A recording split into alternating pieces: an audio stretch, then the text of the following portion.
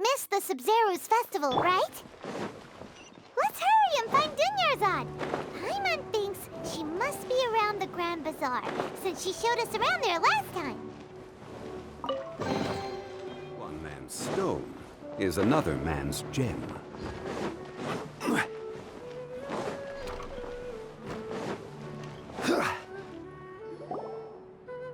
There she is! Dunyarzad, we're back! Just as promised, Traveler and Paimon. I'm so glad that you two came back to celebrate Lesser Lord Kusanali's birthday. Indeed. The festival's tomorrow. We've been preparing for so long that I can't help but feel a little nervous. There's no need to be nervous. Paimon's sure that Lesser Lord Kusanali will feel everyone's gratitude. Thanks, Paimon. I hope that everyone who comes to the festival will also have a good time. Speaking of which, did you manage to make your way to Port Ormos? Discover anything over there? Of course we went. A lot of things happened there. I see. Sounds like you two had another exciting adventure. If there is another chance, I would love to join. My lady, if you went to Port Ormos in your current state, we'd both be in for a lifetime of trouble. Dia! You were eavesdropping! It's called covert protection. Keeping an ear out for what's going on around my employer is part of the job. It's all right, Dia. I merely said I would like to go. I know better than to think my body could handle it. The festival's tomorrow. I've been doing nothing but causing trouble for you. So Dia, please take some time to relax. I'll be fine. Even when you put it that way, it still doesn't feel right. Don't worry, my guardian knight. Okay, fine, but only tonight. Tomorrow's a big day, and many no-good scumbags are gonna try to take advantage of that.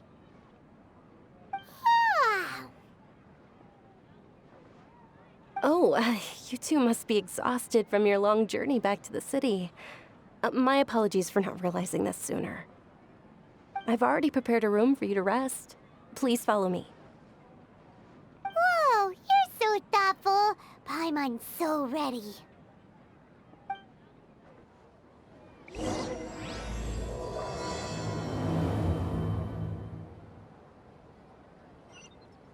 I've got great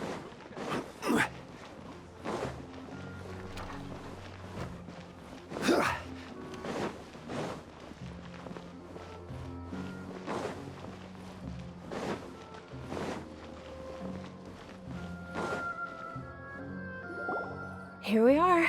It's also fairly close to where I've been staying. It looks really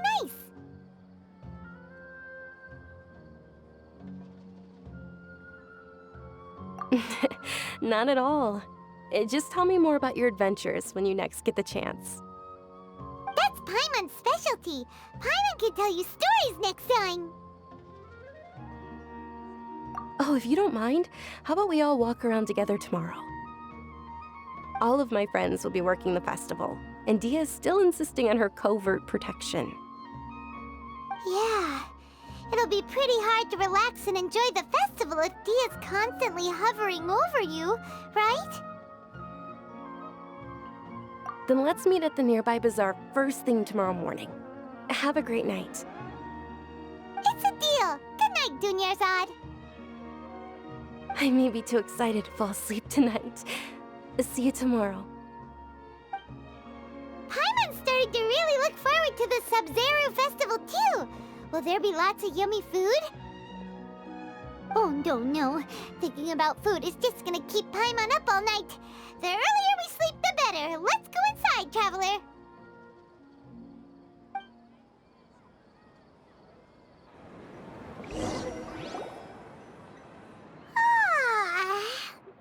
oversleep? We should go meet Dunyarzad right away!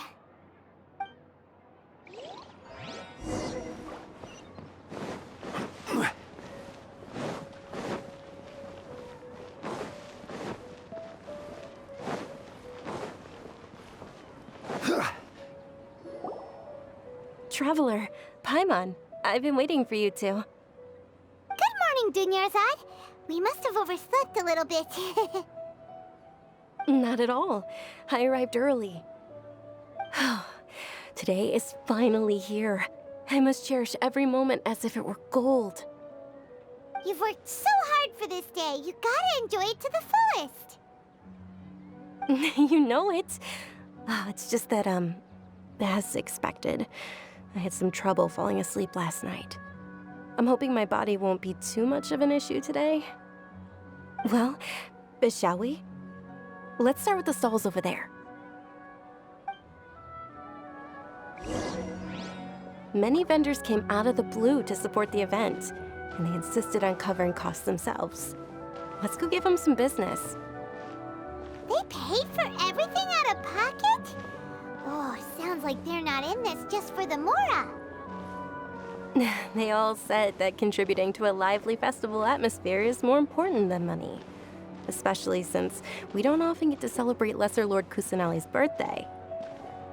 Ooh, they're selling food over that way! This is a stall offering foods from the Haftmewa feast.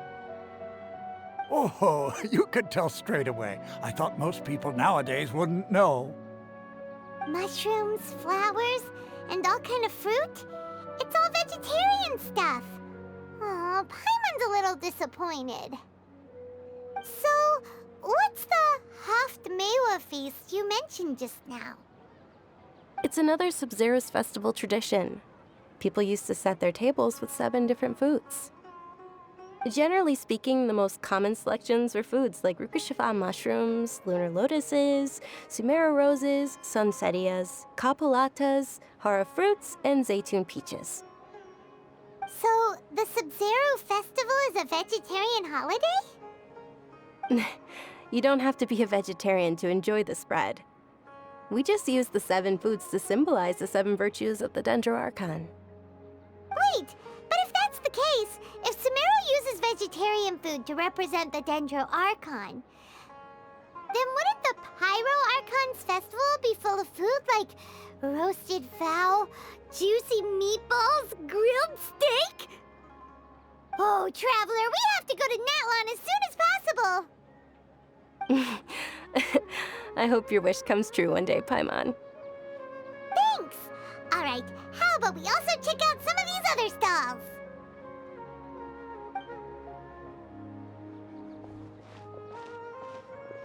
Dear customers, would you like to try your hand at alchemical divination? What's alchemical divination? Those two things sound like they'd be fun to try together. Right? I thought the same when I first heard about it. It is said to be a mysterious craft invented by none other than Lesser Lord Kusanali herself. So, how does it work? It's quite simple. After you give me any 2 alchemical reagents, I'll use them to perform a random transmutation. Sure sounds random. So random that it will probably fail. That is precisely what we need. After the transmutation fails, your one and only diviner here will interpret the remnants. Well, according to Lesser Lord Kusanali, everything is interconnected, and all that occurs can be traced back to fate. You could say this is a pearl of old wisdom. Why does everything sound so much more credible when Dunyarzad says it? Are you guys working together? So that's the true wisdom behind it. This young lady sure knows her stuff. So, how about it? Want to give it a try?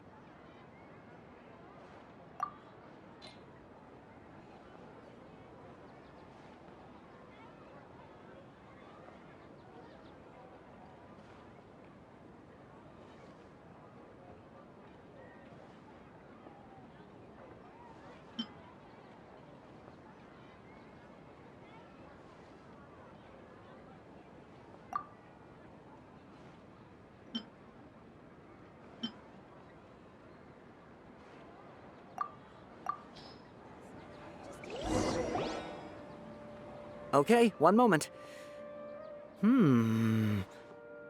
It's the moon. Paimon wants to take a look too! Is it?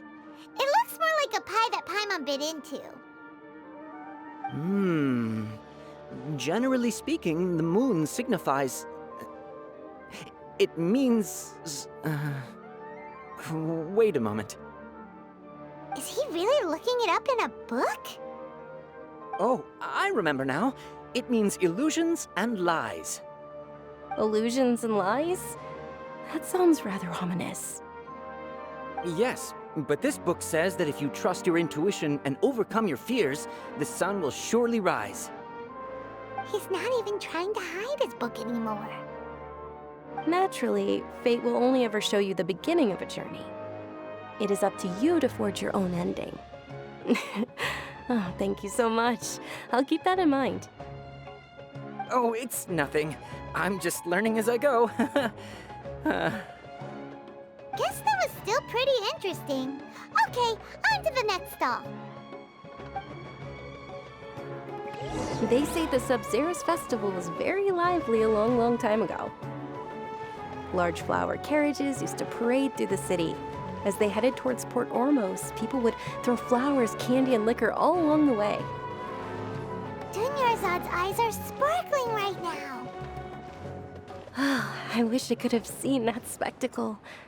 But if you ask me, I'm sure Nilou's Dance of Sabzeruz will be just as impressive.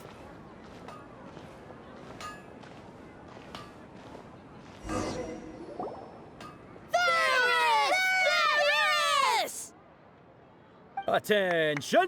Soldiers, fall into formation if you want any Yalda candies.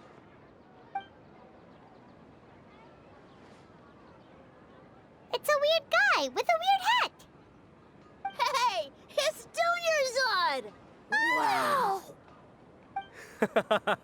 Miss Dunyarzad, the children love you even more than the Yalda candies. In the few short days it took to prepare for the Sabzeruz Festival, the children have all grown very fond of you. The Hallowed Knight of Flowers. It's an honor that you know my name. Attention! In the name of Ferris, the Knight of Flowers, I commend you on your contributions to the glorious Sabzeruz Festival. All right, little soldiers, take your Yalda candies and don't forget your loyalty to Lesser Lord Kusanali. Dismissed! Yes, Knight Ferris! Just what is going on here?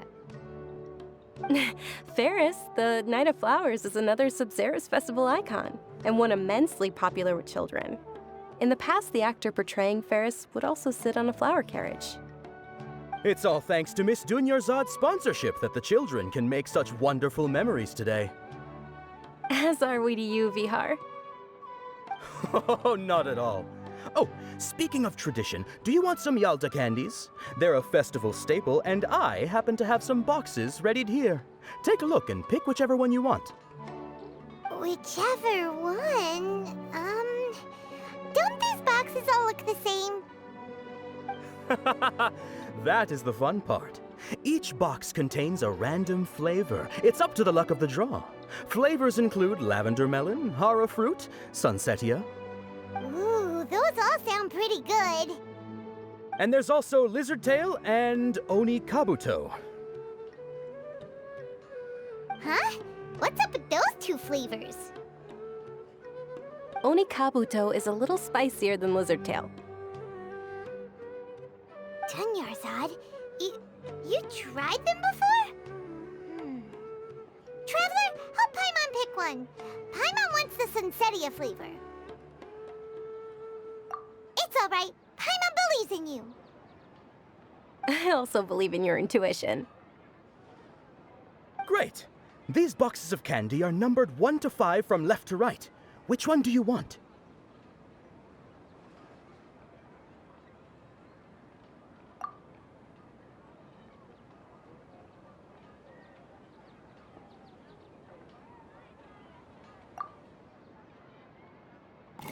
Attention! That's unfortunately lavender melon. Oh, you survived so many epic battles because you had incredible luck. But looks like Paimon was wrong. The Sunsetia-flavored candy was in box number 4. How about this? The most important thing is that everyone has a good time at the festival. So please, take both boxes. Really? Thanks a lot, Knight of Candies! It's Night of Flowers, not Night of Candies. Paimon really wilted the carriageless Knight of Flowers. They all basically sound the same. We got our candy, so let's keep going. Oh, actually, I just remembered that I left something behind. Since you're here, can you come with me to get it? Dunyarzad, you probably forgot because you're so excited about the Sabzeruz Festival. How embarrassing.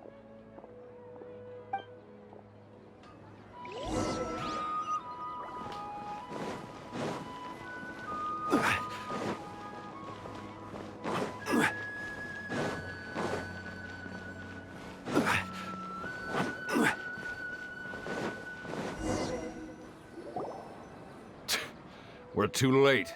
Who knew the little lady was such an early riser? I know, right? Hey, wait a minute. Boss, isn't that her? Oh, that most certainly is. We're in luck. She's walking right into our clutches.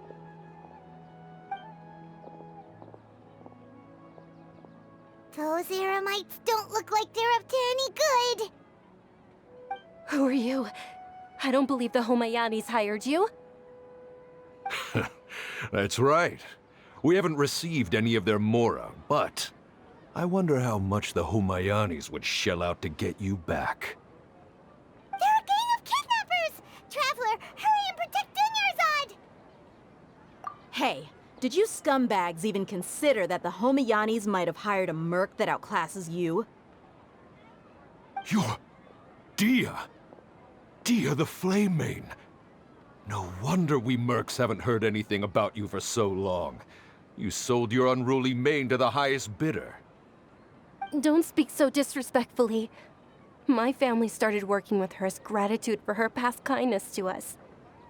Don't worry about it, my lady. Just some friendly banter between mercs. One punch and those rabid dogs will expose themselves for what they really are. Aren't your claws all dull by now? Don't get too cocky! Traveler, take Miss Dunyarzad to a safe location. No, we're gonna stay and help. There's too many of them.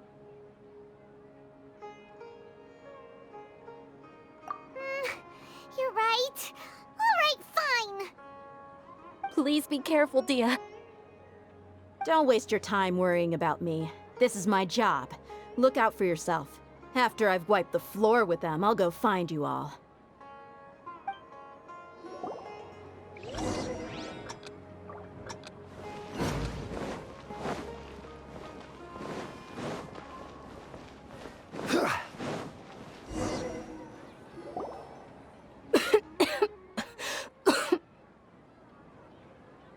Dunyarzad, are you okay? You look a little pale. Are you in shock? I'm fine. My body always reacts like this whenever I exert myself too much. You sure you're okay? I'll be fine after some rest. I'm more worried about Dia. After all, none of this would have happened if I hadn't insisted on coming out today. Yeah, don't worry.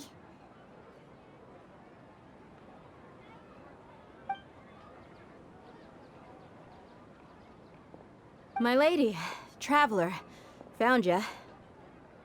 Dia! You took care of them so fast! Any more of them? Or rather, did anyone follow you?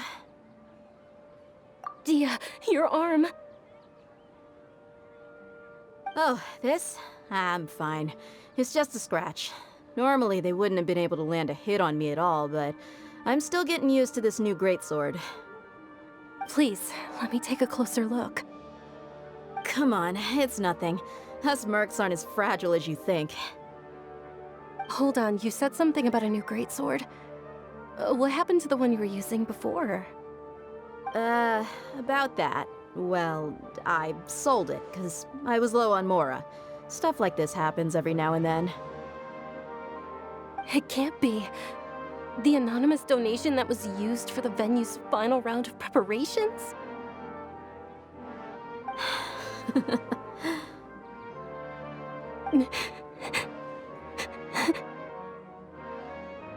Hey, Miss Dunyarzad, I wasn't trying to make you cry, and I'm not gonna lose my commission because I made my employer cry, am I? Okay, making your employer cry won't affect your commission, but selling your weapon without permission and getting hurt? I'll have to reevaluate your performance. You're so unreasonable, my lady. Thank you very much, Dia. Don't be like that. I get embarrassed really easily.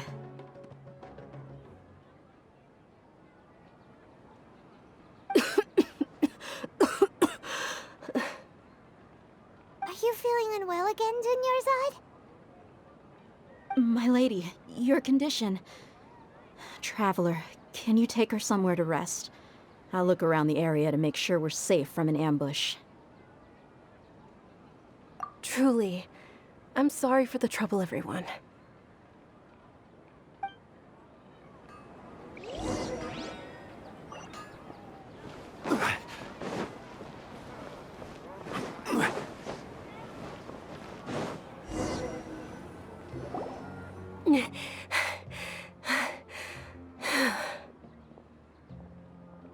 Are you feeling better, Dunyarzad? Yes, much better. Just give me a few moments and I'll be good to go. I didn't realize you were concerned about it. I guess I shouldn't continue to keep it a secret. I was actually born with Elazar.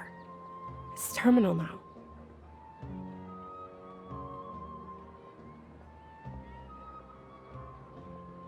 Can't believe it's Elazar! Oh, you've already heard of Elazar. In that case, you probably know about its severity. Sumeru's current medical advancements still haven't been able to find a cure. The disease's progression can only be delayed through environmental therapy. Dunyarzad. There's no need to be sad. I've always lived with Elazar and I came to terms with it a long time ago.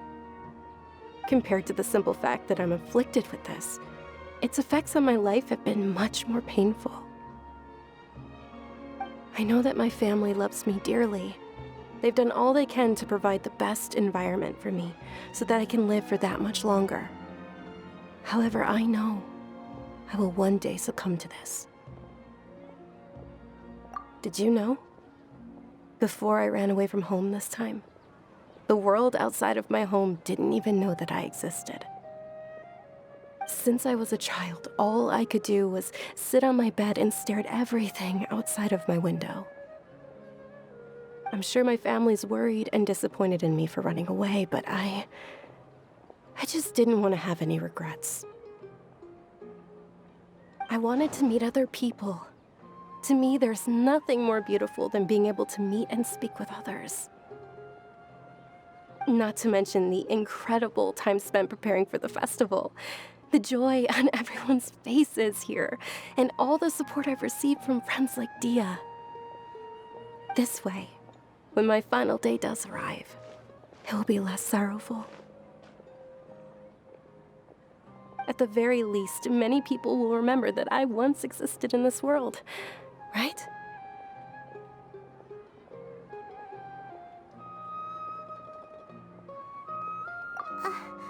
As long as you don't forget Paimon, Paimon also won't forget about you. No, even if you forget Paimon, Paimon will still remember you. Thank you two so much.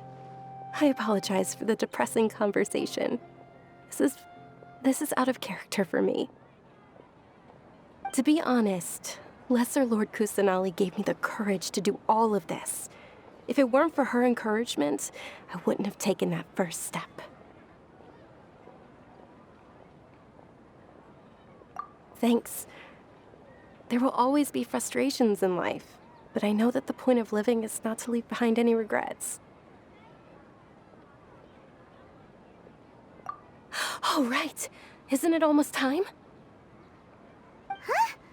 Almost time for what? Isn't the Dance of Sabzeruz about to begin? It's the part of the festival that I've been looking forward to the most. Nilou will recreate that legendary scene with her most splendid dancing. And the Sabzeruz Festival will conclude amid everyone's applause and blessings. And with that, my wish will also... Then what are we waiting for? Let's go to the stage! Yeah, we should still make it in time.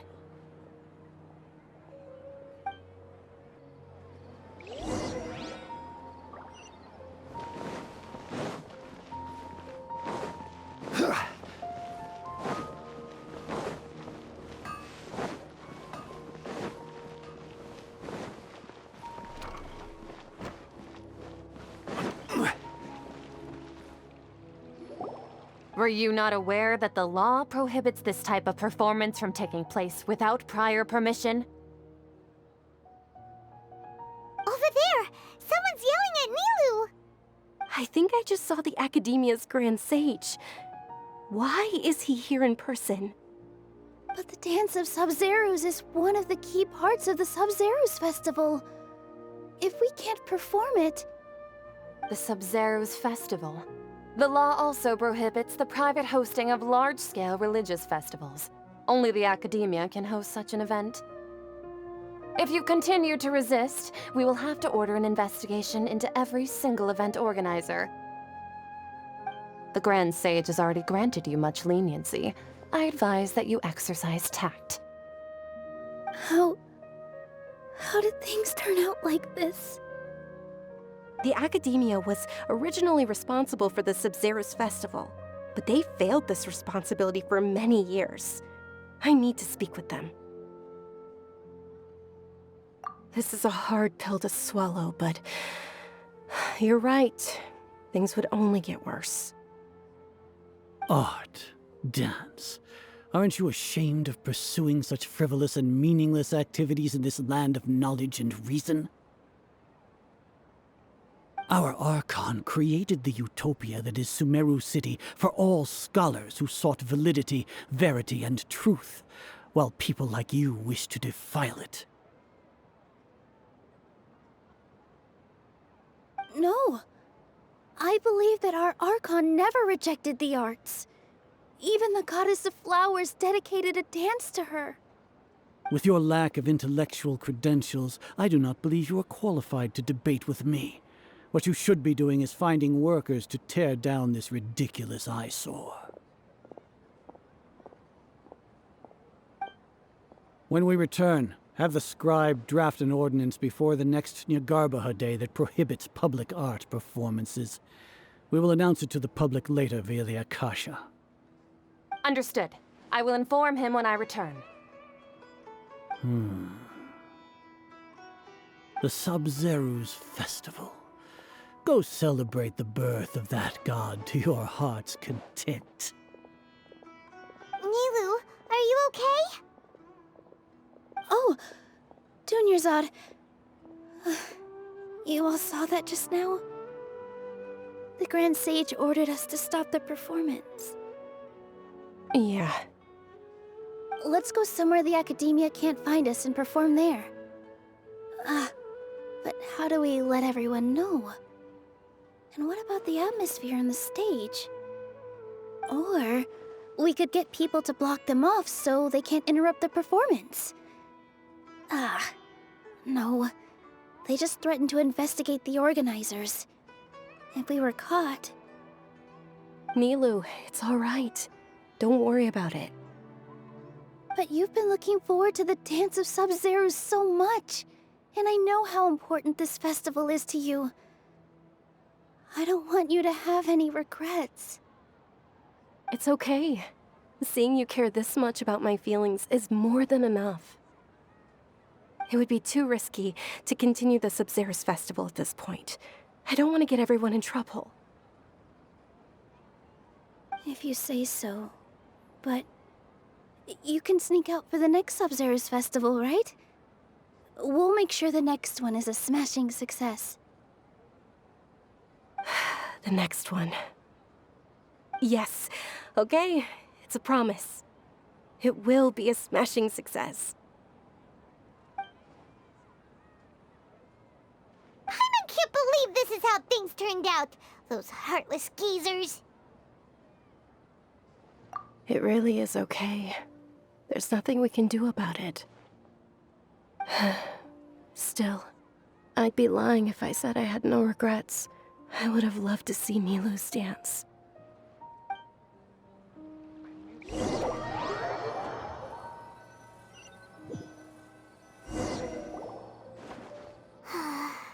A lot happened today.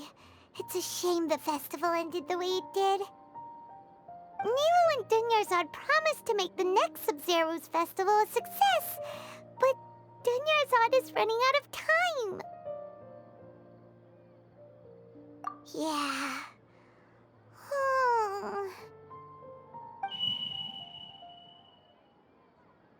All connections have been secured to construct the most stable framework possible. The project has entered its most critical phase. Power has begun to flow from...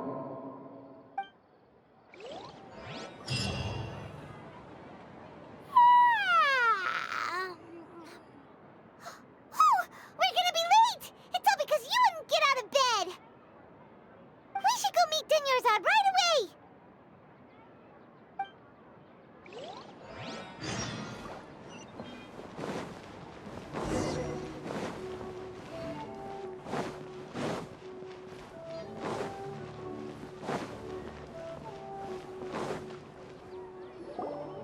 Good morning, Dunyarzad. Sorry we're late. Not at all. I arrived early. You seem kinda tired. Did you not get enough sleep? I'm doing well. There's no need to worry. Shall we go? Let's start with the stalls over there. Sure! Traveler? Why are you just standing there? Let's get going!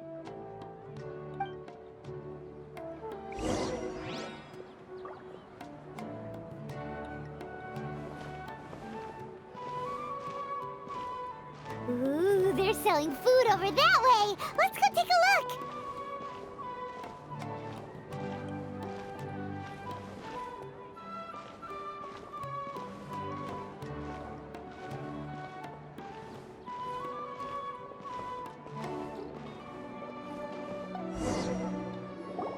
This is a stall offering foods from the Haftmewa feast.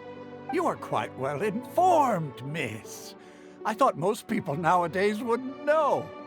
They're all plants! Oh, Paimon's a little disappointed.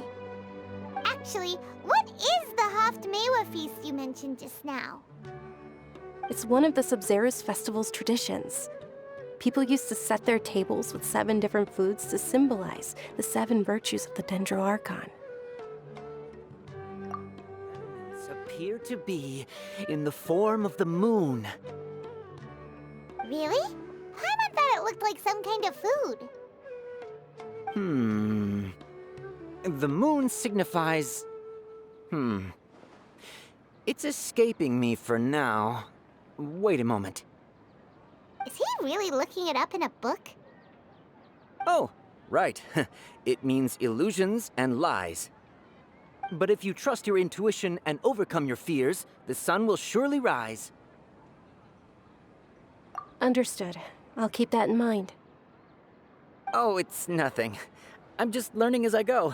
Guess that was still pretty interesting. Okay, on to the next stall.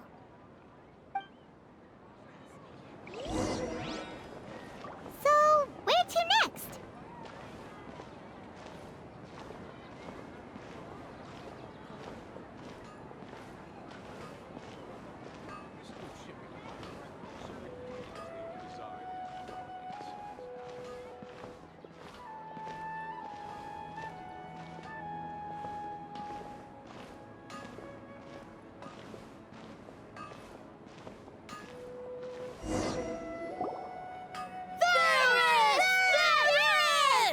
right, soldiers. Now that you have your Yalda candies, don't forget your loyalty to Lesser Lord Kusanali.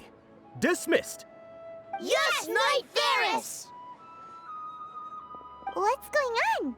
Is this a play? Ferris, the Knight of Flowers, is another Sabzeruz Festival icon and one immensely popular with children. It's all thanks to Miss Dunyarzad's sponsorship that the children can meet the Knight of Flowers. Oh, do you want some Yalda candies? I happen to have some boxes readied here. Take a look and pick whichever one you want. What's to pick? Don't these boxes all look the same? It's not that simple. Each box contains a random flavor. It's up to the luck of the draw. Flavors include lavender melon, hara fruit, sunsetia. Ooh, how interesting. And there's also lizard tail and oni kabuto. Ugh, why do those flavors even exist? Traveler, help Paimon pick one. Paimon wants to eat the sunsetia flavor. Great! These boxes of candy are numbered 1 to 5 from left to right. Which one do you want?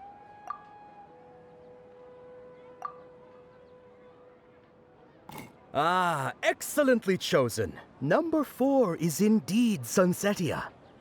Ha-ha! Paimon bet you had incredible luck, and Paimon was right!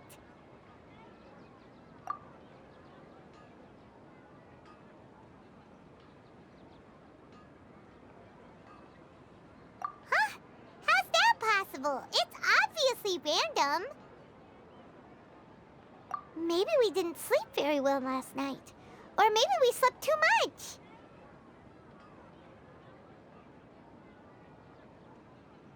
Oh, sure. Huh? Where are you going? You're just gonna walk off like that?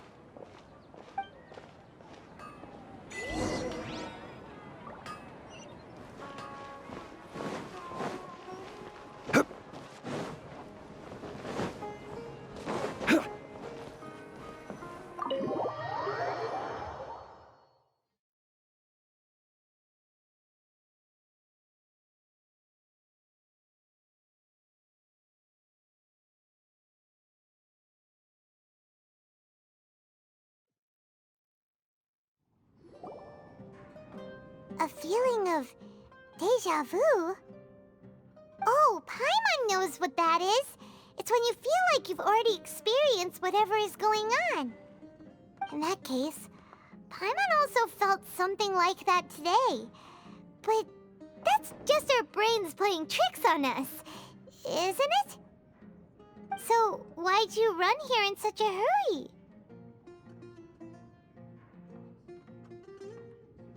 So that's it! You're intentionally doing things you usually wouldn't and seeing if you still get that same feeling of deja vu. Welcome, you two! Are you here for lunch? What would you like to eat? Got it! You don't look like you're from these parts, but I gotta say, you've got good taste. I'll give this order to the kitchen. Coconut charcoal cake? Isn't it that burned thing that didn't look tasty at all? Oh, Paimon understands what you're trying to do now. You'd never normally order something like this.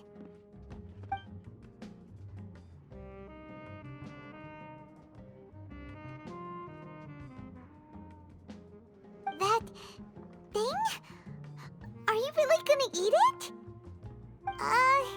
Isn't this going a bit too far?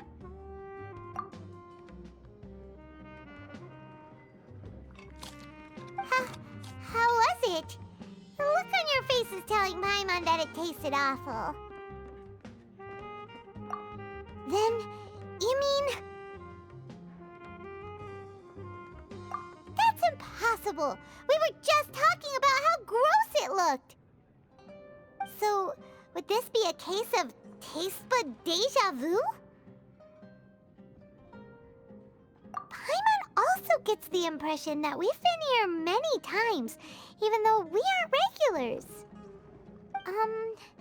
How about we go out again and try something else?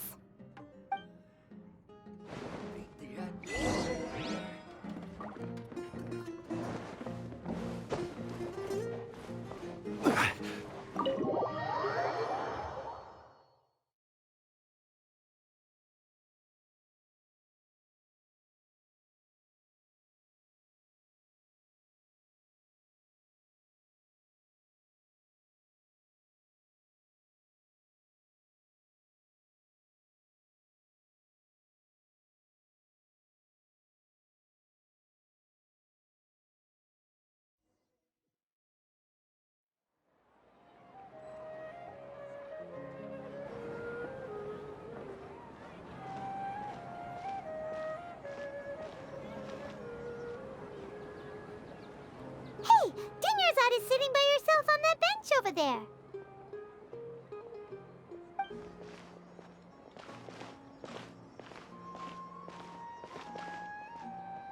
What a coincidence, Dunyarzad. We meet again. Why are you sitting here all by yourself? Oh, I ran into some kidnappers just now, but thankfully Dia came to my rescue. I started to feel unwell after that, so I sat down here. Kidnappers? Oh my goodness, are you hurt? I'm okay. Dia's arm got scratched, but it isn't serious. Whew. That's a big relief. But, Dunyarzad, you seem a little down today. It's the Sabzeruz Festival, and you've been looking forward to it so much! Not at all. I've always been like this. Excessive physical exertion or strong emotions tend to aggravate my illness. Besides, no matter how amazing today may be, it is but a single day. After however many more days, my time will come to an end. Paimon doesn't quite follow you, and Paimon feels like something's really got you down right now. It really is fine. I don't mind. Huh? Did something happen? Dunyarzad, have you ever felt deja vu? You know, like when you've already experienced something that's happening right now? Deja vu? No. But my days have been the same for years now. Even if I were feeling deja vu, I suppose I would already be used to it. Oh, Paimon sees. Then, is it only the two of us? It's almost time. Huh? Time for what? Nilou's Dance of Sabzeruz is about to begin. Let's go.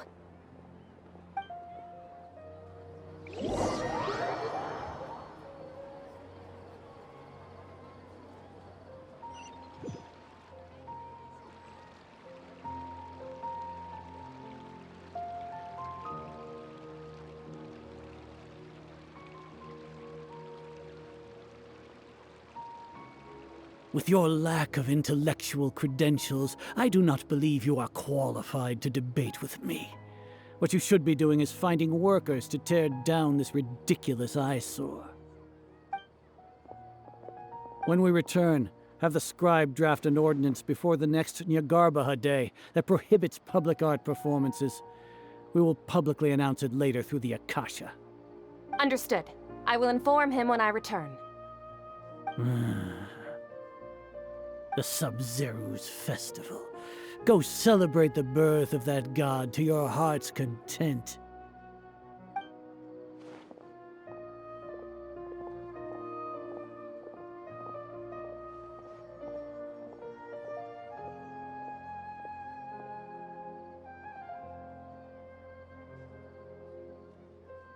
Nilou, are you okay? Oh, Dunyarzad. The Grand Sage ordered us to stop the performance.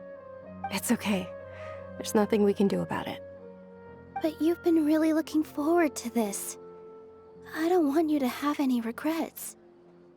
It truly is unfortunate, but I don't want to cause trouble for anyone. Didn't the Grand Sage say that he might investigate the organizers? True, but... Well, okay. I'll just have to try again next year. The next festival. I probably won't be around by then. Wait, what did you just say? No, nothing. I'll be heading back to rest. Thank you for your help, everyone. Paimon can't believe what those heartless geezers did!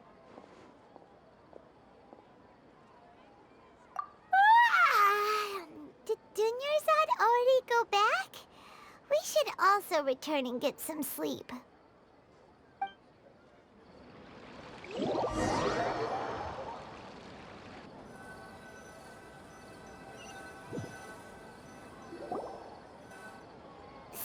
in the end, you still couldn't figure out what that deja vu feeling was all about?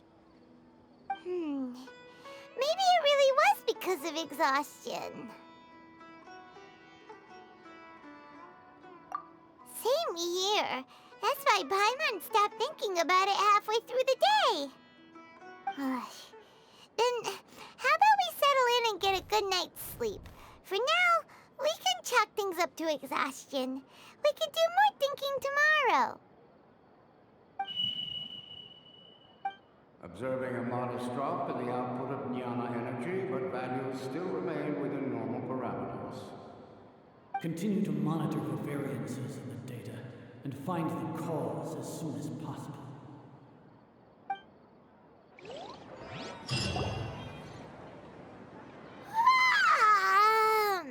Why does Paimon feel so tired after so much sleep? Anyway, we should go meet Dunyarzad right away.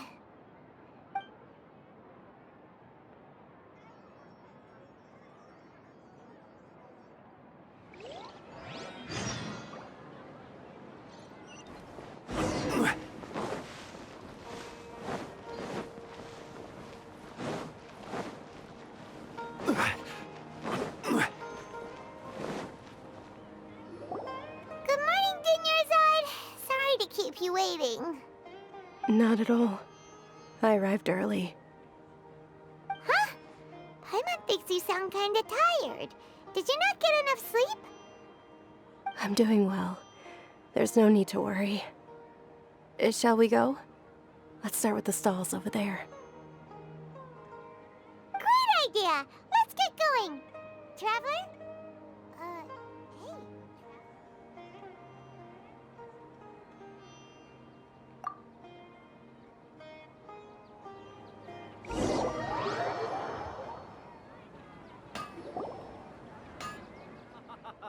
It's all thanks to Miss Dunyarzad's sponsorship that the children can enjoy the Sabzeruz Festival.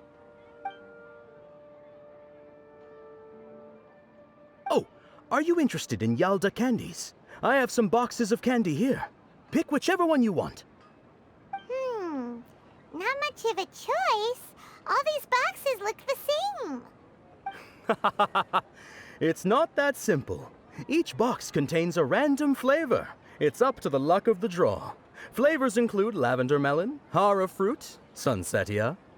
They all sound pretty tasty. And there's also lizard tail and oni kabuto. Huh?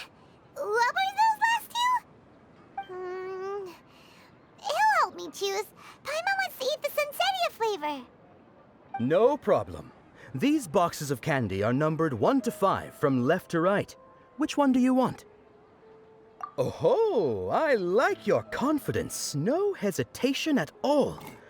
Oh, congratulations! Number 4 is indeed sunsetia.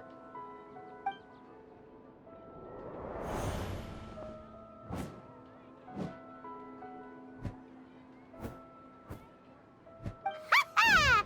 Paimon knew he always had incredible luck.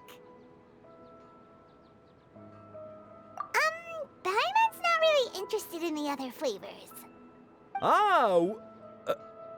Wait. How did you know? Don't tell me that you already knew which flavor was in each box. What? He was right about all of them? That couldn't have been luck. How is this possible? I packed all those boxes this morning and they've been sealed ever since. You couldn't have known beforehand. Mind reading? X-ray vision? Or some kind of magic trick? This is way too freaky. Tell us what's going on! Since when did you get superpowers? Traveler?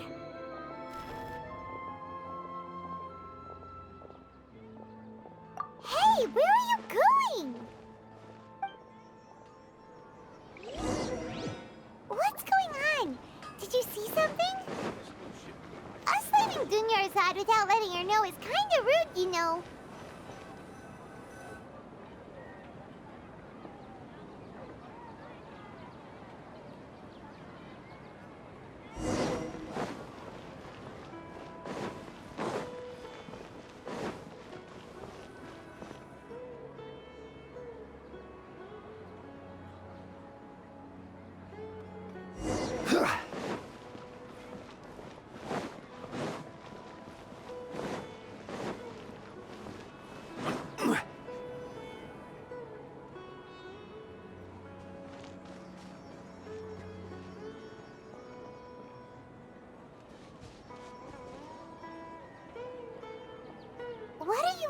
for? Why did we come here?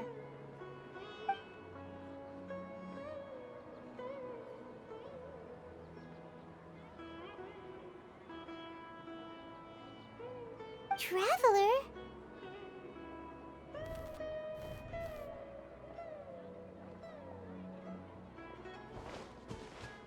That's...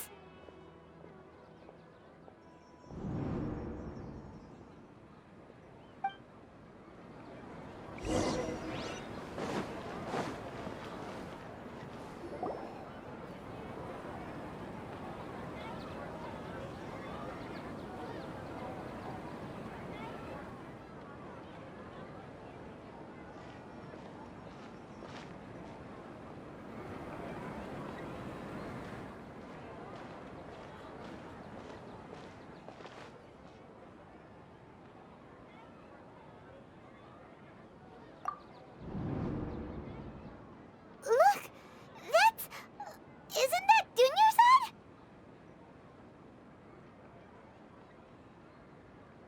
What's happening here? Why are there two Dunyarzads? You already know that this isn't your first Sabzeruz Festival, don't you? I'm sure you already know how to use this. A knowledge capsule? Where did you get it? What's inside? You should use it too, Paimon. You know Paimon? Well, this seems kinda sketchy, but Paimon feels like this is what we should do.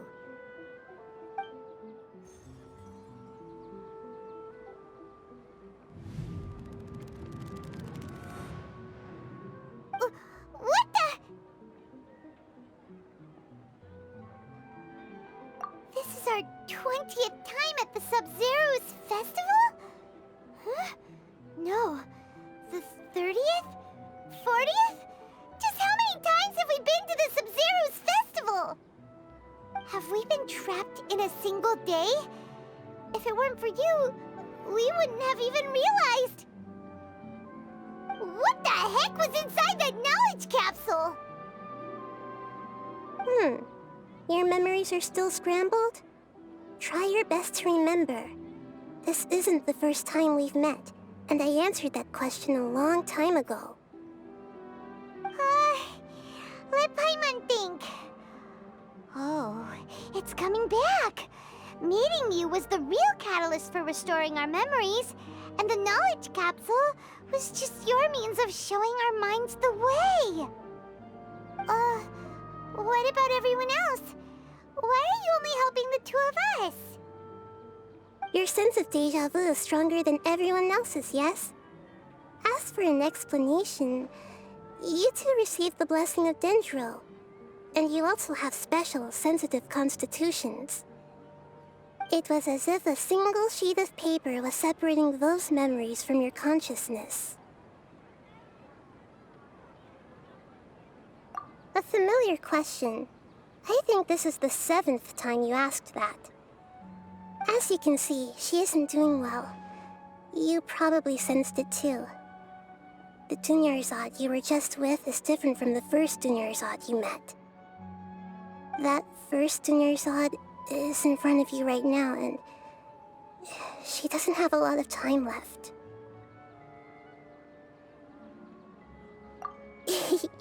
Looks like you're almost done sorting out your brain. Oh yeah, I'm Nahida.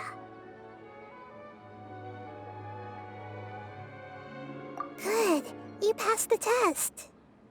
What's happening? You can awaken our memories, and you seem like you know what's going on. Oh, wait, please don't tell Paimon even you don't know. Everything in this world runs in a loop. This cycle is called a samsara. You, me, and everyone else are all stuck inside a one-day samsara. As for the truth, that's on you to find out. If you were told the truth instead of discovering it yourselves, it would literally blow your minds. I don't know how you'd be after that. I can only give you surface-level help, like bits of information and subtle hints. For the rest of the time, I'll be doing all I can to slow down Dunyarzad's illness. She looks like she isn't doing well at all. Her illness gets worse after each Sabzeruz Festival. If we can break out of the samsara, I might be able to save her. But as things are right now, she's just a small bird in the sky that's about to lose its last feathers. All I can do is raise a gale to delay her fall. You sure love to use weird analogies. Analogies are wonderful tools. They let you use existing knowledge to understand unfamiliar things. Okay, so, with what you know so far, what do you think the truth is?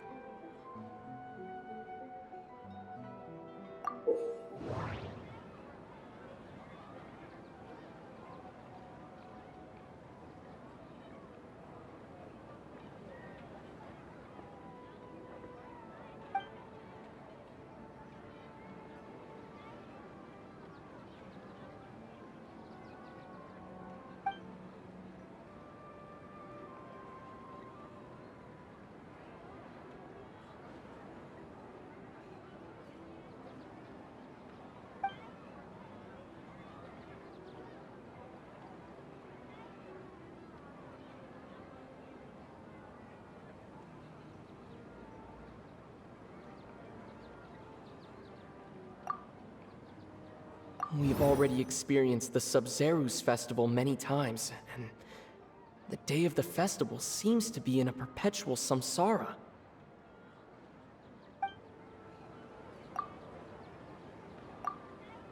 The moon, illusions, and lies. What do they all mean?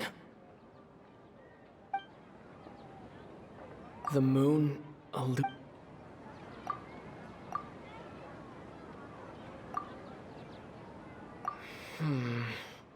I can't...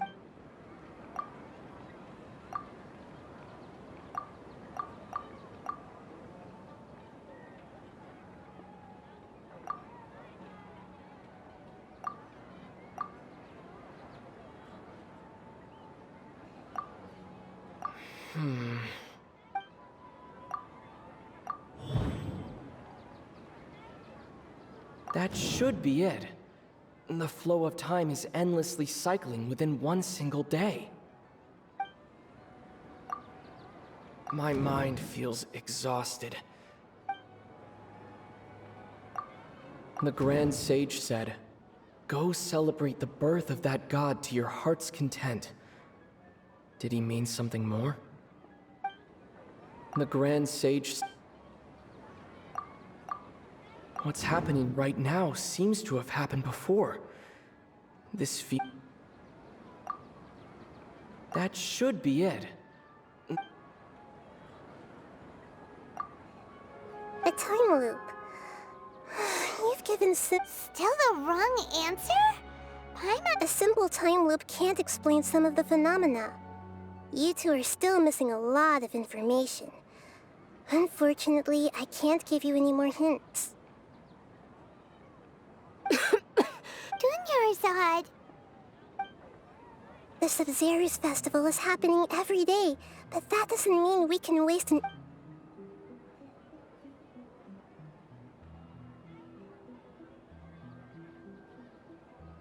Let's think about our current situation. To save Dunyarzad, we have to escape the samsara of the Sabzeruz Festival. And to do that, we need to figure out what's happening. The truth. Nahida rejected the idea of a time loop, so we must have missed something, right? Paimon's memories say that we've already done this many times, but let's go talk to people again. It's more productive than sitting here and scratching our heads. Why don't we start with those stall owners?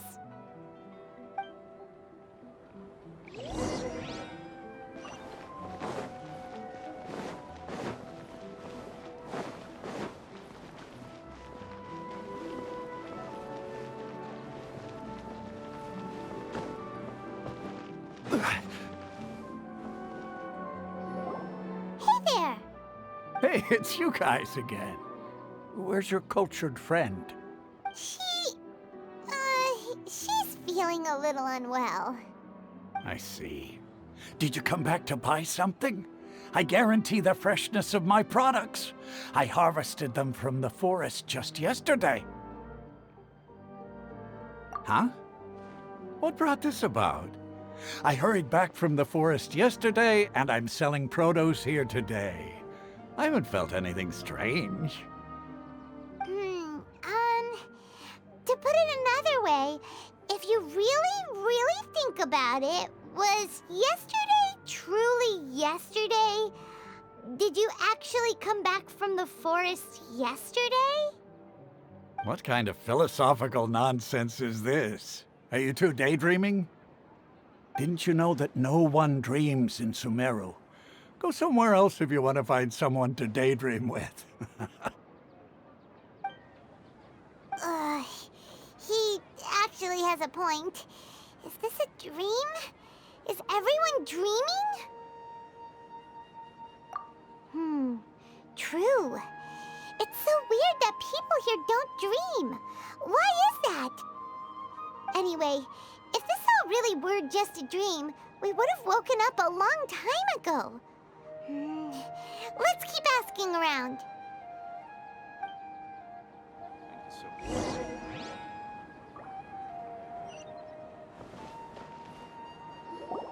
Oh, it's you two. Was my divination so accurate that you felt compelled to compliment me in person? Ooh, I knew it!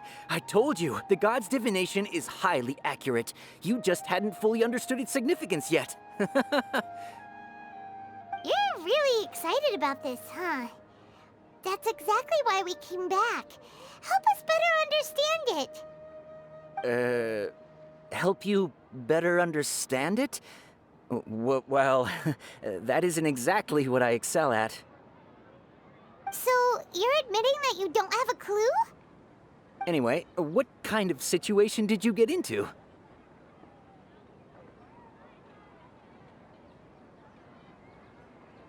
Huh? Hold on a second. I thought you guys just lost your wallet or fell for a scam.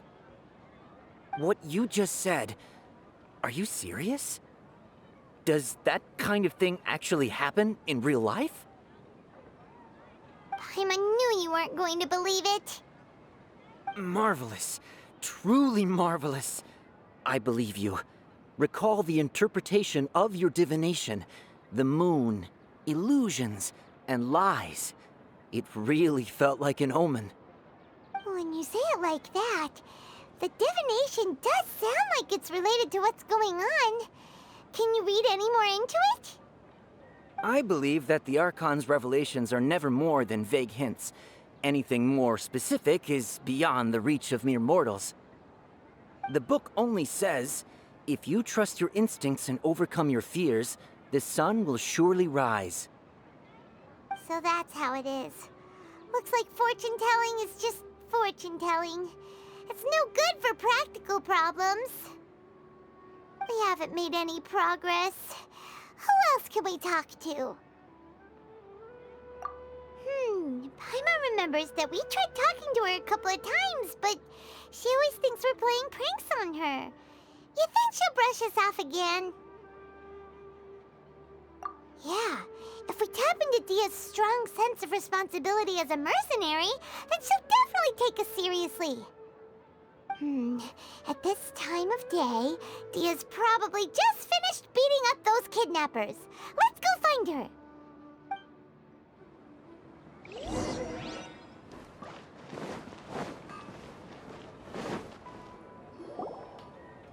I'm fine, my lady. It's just a scratch. Perfect timing. Both of you are here. Paimon, Traveler, you came at just the right time. Listen, there was a dangerous Huh? You saw? Then why didn't you jump in earlier? If someone was protecting Miss Dunyarzad, I could've went all out. Anyway, can you do something for me? You want the Traveler to take Dunyarzad somewhere to rest up while you check to see if there's still any kidnappers around. Did Paimon get that right? How did you know what I was going to say? We need to say something convincing.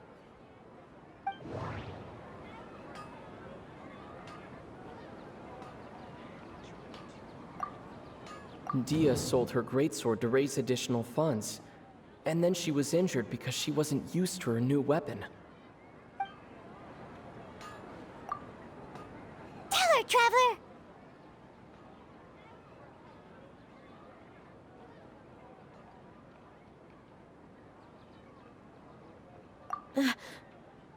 I didn't tell anyone about that. Including Miss Dunyarzad. You couldn't have known.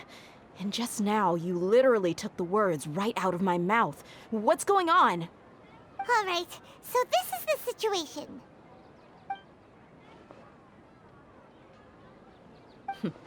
It's kinda hard to believe what you just told me.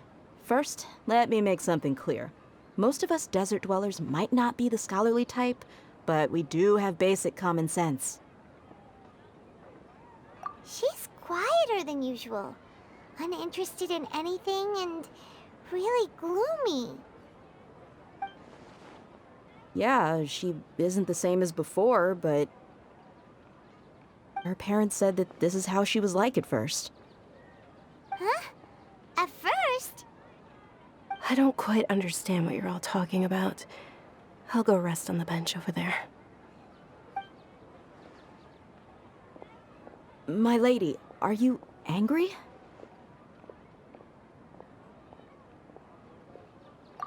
All right, I'll give you the benefit of the doubt since you knew about my greatsword. Let's make this a quick trip. Miss Dunyarzad isn't completely safe here.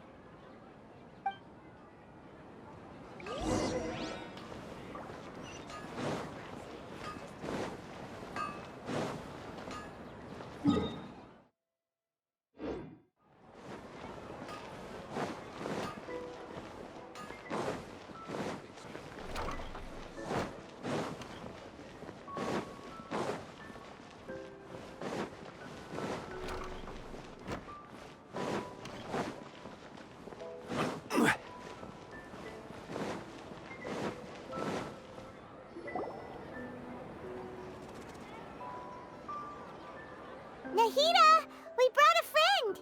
Are you busy? I thought I told you that it won't help to bring anyone here. We just wanted her to see the real Dunyarzad's condition. The real Dunyarzad? Where and who are you talking to? Huh? I told you that you two are special. Other people can't see me or Miss Dunyarzad here.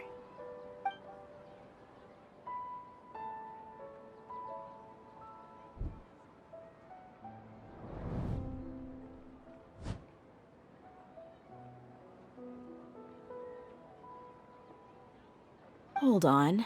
Over there. Is that? Wow. How perceptive. Does she have invisible antennae?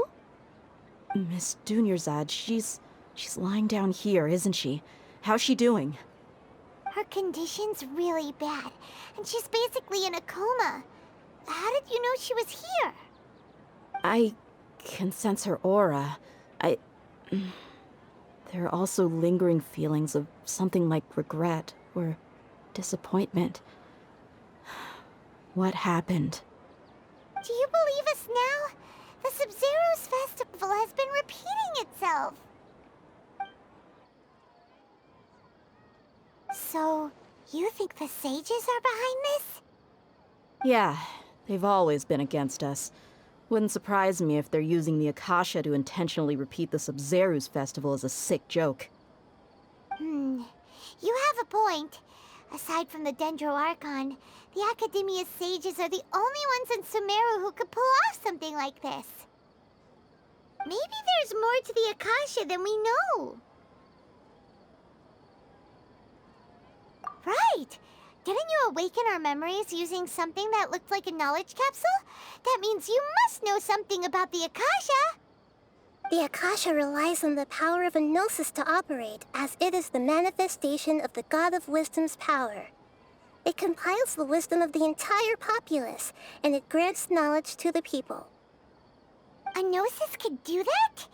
No wonder the Akasha is so magical. It's being powered by the gnosis of Sumeru's Archon. So, this Nahida you mentioned, what did she say? She said, and Paimon quotes, "The Akasha relies on the power of a gnosis to operate, as it is the manifestation of the God of Wisdom's power. It compiles the wisdom of the entire populace and it grants knowledge to the people." Compiles the wisdom of the entire populace and grants knowledge to the people. Wait. I get the grants knowledge part. That's what people have always used the Akasha for. But compiling the entire populace's wisdom? How does that work? Did she mean that the sages enter new knowledge into the Akasha? Oh yeah, that sounds about right. What do you think?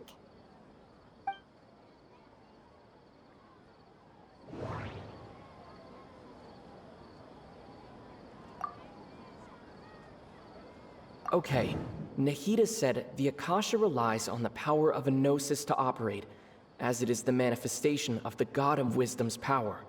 It compiles the wisdom of the entire populace, and it grants knowledge to the people. People in Sumeru don't dream. What a strange phenomenon. My mind feels exhausted. What's happening right now seems to have happened before.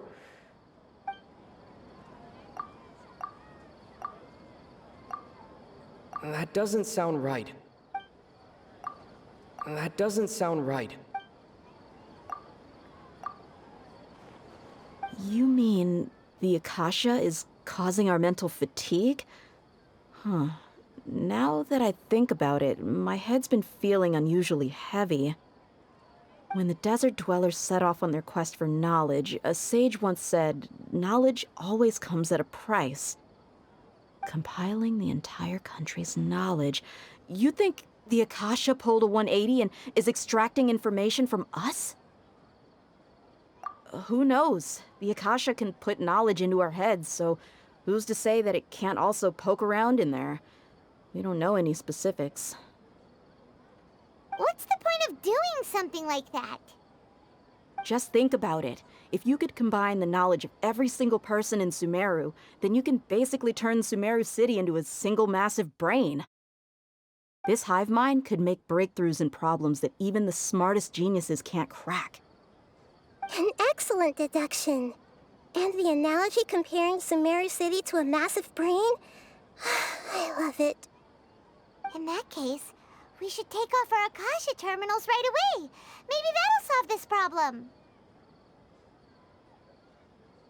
Yeah, I was only wearing this for show in the first place. Didn't expect the sages to cook up such a conspiracy. Mark my words, when this is over, I'm getting evidence and exposing this whole thing to the public. How does everyone feel? Huh? What is it? Oh, that! Paimon knows what you're talking about. It's a single soft beep that sounds like it's coming from the Akasha terminal. The sound of a beep. Could it be a prompt tone for when the Akasha is operating? That's probably an important clue. We weren't using our terminals, but we heard a beep anyway.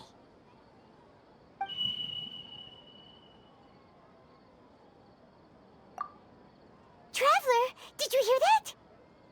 I heard it too. Our ears aren't messing with us. There was definitely a beep, but it sounded like it was coming from inside my head. We took off our Akasha terminals.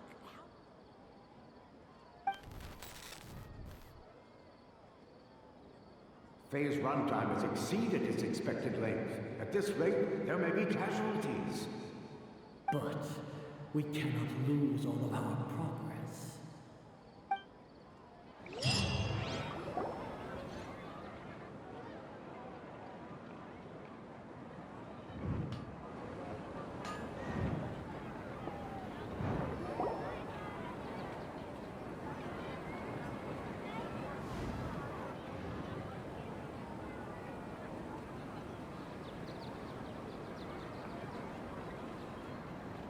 Paimon remembers everything!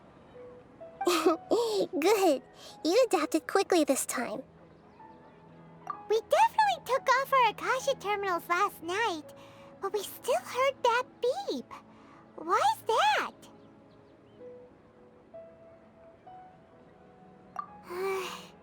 But now we can at least confirm one thing. The Akasha definitely has something to do with whatever's trapping us in this cycle. Oh, Paimon doesn't get it. Why would the Akasha go this far if all it wants is everybody's wisdom? It's extremely difficult for lab rats in an experiment to understand why they're being treated the way they are. If we're lab rats, then what are you? Nahida, you've never told us anything about yourself.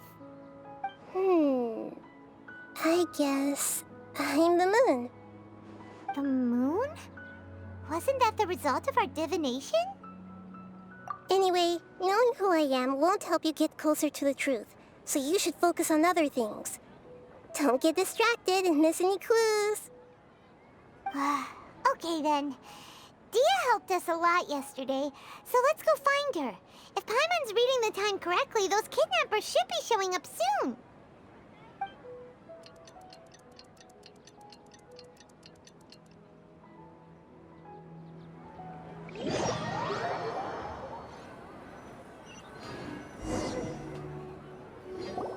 Ah, there you are. I've already taken care of those kidnappers. My lady, did you get hurt? Dia? What's wrong? Why are you both gawking at me like that? You didn't get hurt this time. Huh? What do you mean this time? Why are you so surprised that I managed to get out unscathed? Those kids were amateurs.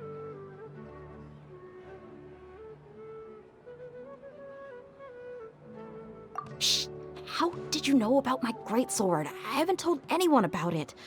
Please, don't tell Miss Dunyarzad. So Dia's lost her memories after all. Anything strange? You already know that I got a new greatsword. If I had to say something, it's weird how such a new weapon could feel so familiar. It's as if I've already used it to fight a countless number of battles. You're saying that although you don't remember using it, your body feels like it does? That's right. Both mercenaries and warriors heavily rely on muscle memory. Only knowing the theory of battle won't get you anywhere. Traveler, what do you think?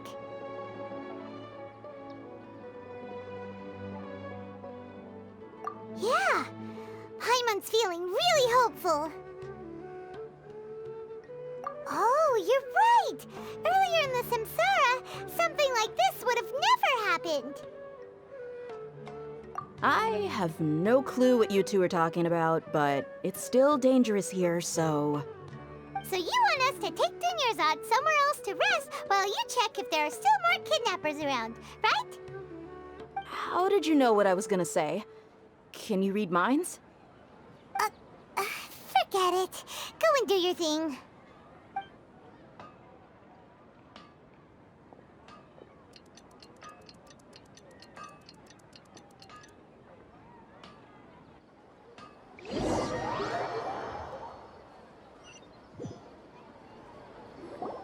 Whew. It's finally nighttime.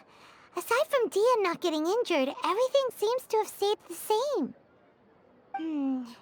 Listen, Nahida, we found out that Dia got out just fine today, even though she got injured every other time she fought the kidnappers.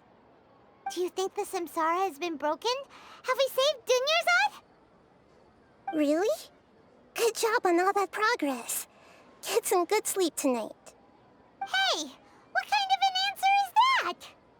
Tomorrow will come. Everyone assumes this is common knowledge, but the only way you can know that for sure is if you experience tomorrow. How many todays has it been? Is it possible that today will be followed by yesterday? Does tomorrow truly exist as anything beyond a made-up concept? It's even possible that this entire world is a lie, and the history of the whole world has just been one endless Sabzeruz Festival. Okay, no more. Paimon Paimon's brain is already shut down. That's why it makes no sense to waste your energy thinking about things you will learn tomorrow. Get some good rest. You know, use the bathroom and flush your anxiety dookie away. Huh? Hold on, what did you just say? Did Paimon hear you correctly? Huh? People always say they feel a sense of relief after they take a duk-duk. That's why I suggested you could try that. Is that so strange? It's so strange and so against common sense that Paimon's at a loss for words. You were sounding kind of smart just a minute ago. Yeah, even though it's happy and lively at the Sabzeruz Festival every day, it feels like it's been a long time since we've really gotten to relax. Let's go back to our room. Continue the harvest. Compared to what we stand to achieve, these sacrifices are trivial.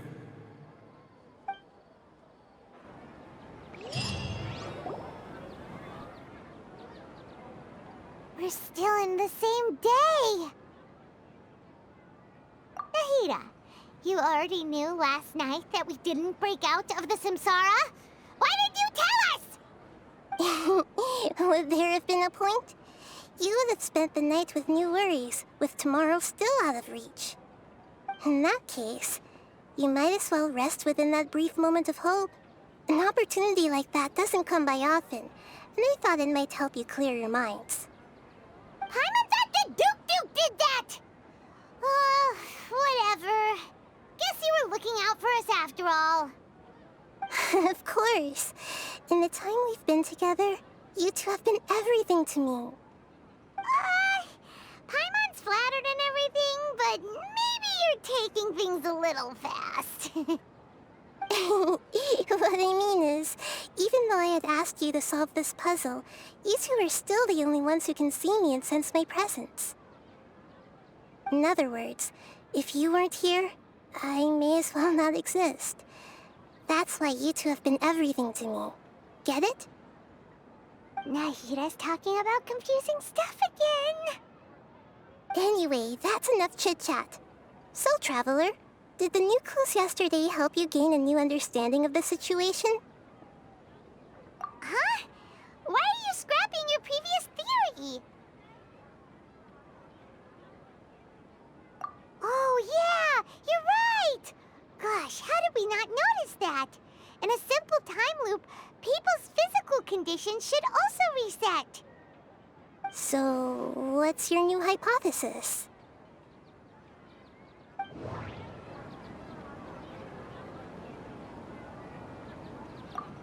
Mercenaries rely heavily on muscle memory, and Dia was able to use her experiences to avoid injury in later samsara cycles.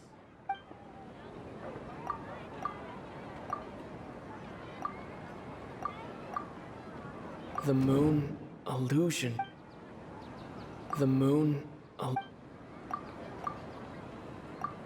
The beep is a prompt tone for Akasha operations. We still hear it every night, even though we removed our Akasha terminals. Okay, Nahida said the Akasha relies on the power of a gnosis to operate, as it is the manifestation of the God of Wisdom's power. It compiles the wisdom of the entire populace, and it grants knowledge to the people.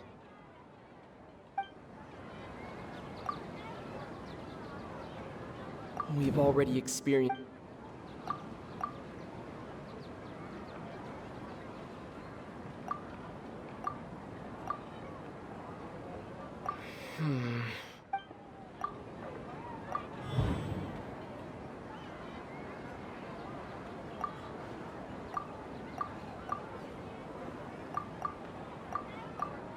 If all our memories of a day are erased at the end of that day, then we would unwittingly relive the same day again and again.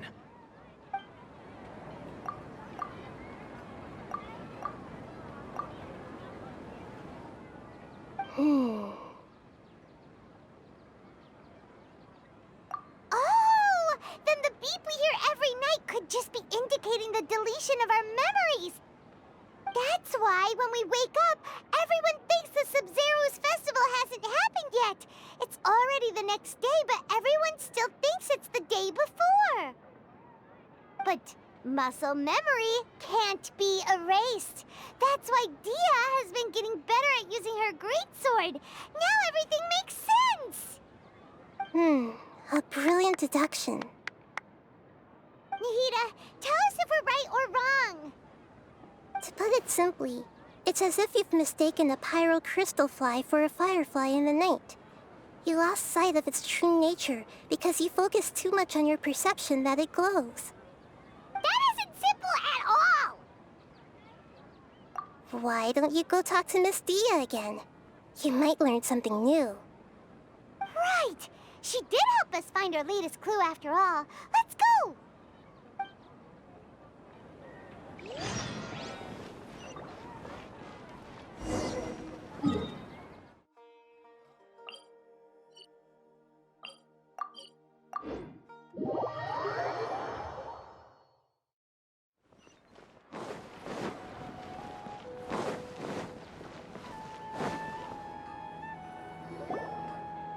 There you are. Really took me a while to find you. As expected, Dia also didn't get hurt today. Get hurt? Why would I? Don't underestimate me.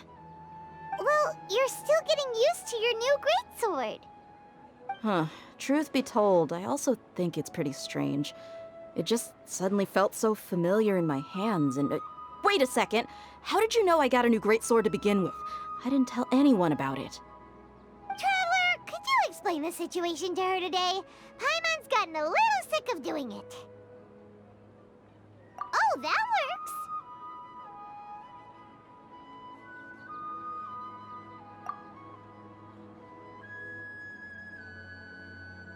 What happened to you guys while I was gone? Did you get brainwashed by some cult? Don't think too hard about it. Just take what we're saying at face value. All right then, let me get this straight. You're telling me that my body's already gotten used to this greatsword, but my brain just doesn't remember it? Yes, your memory's being erased every day. Then I'd have to disagree. That's impossible. Oh? Why do you think that? If we've actually been reliving the Sabzeruz Festival day after day, then what happened to the things we used, the money we spent, the food we ate? Common sense says my wallet should have emptied itself a long time ago. There's no way I wouldn't have noticed that.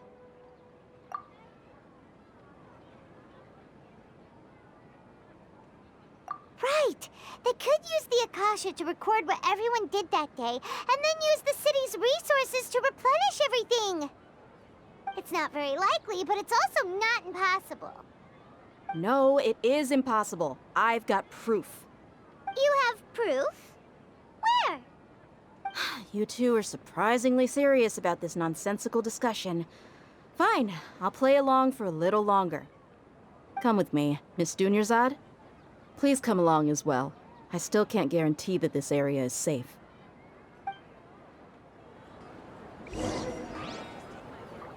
Paimon can't believe it's Dia who wants to show us something this time. 2 days ago, we were the ones taking her to see Dunyarzad.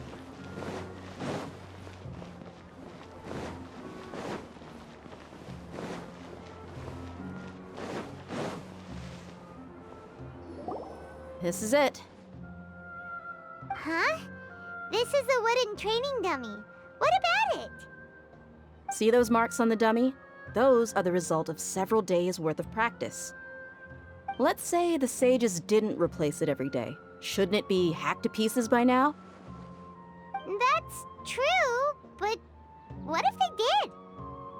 Then the sages would have had to reproduce every mark I left during previous training sessions. I'm a professional fighter. My martial school has always emphasized the importance of refined control.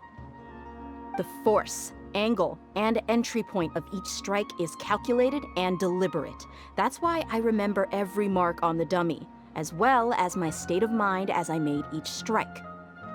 It's just as they say, each swordsman has their own unique style, and even the same swordsman can't make the same cut twice. It would be impossible to copy these marks. Is it really really impossible. What if they used some fancy machine to carve every single mark? People often say that a camera's photo can never replace an artist's painting because the former has no spirit to it. The same thing applies here. At a mere glance, I can differentiate carved marks from the results of combat training.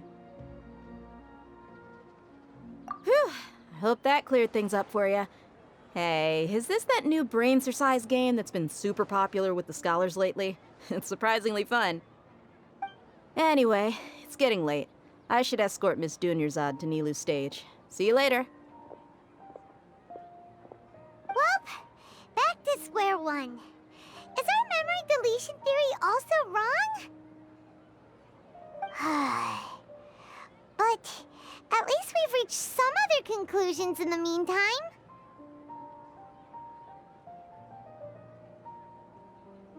Yep, that's true. So, can we think of any new ideas right now? Strange? Paimon feels like everything's been strange lately. Huh? Leaving the city? You're right! It's really strange how we never thought of such a simple solution! Many things should become clear if we can confirm the flow of time outside of the city. Paimon can't believe it! Did we miss this because we're tunnel visioning too hard on our other theories? Or because we're just too tired? How about we go back and ask Nahida? Maybe we've forgotten something about leaving the city.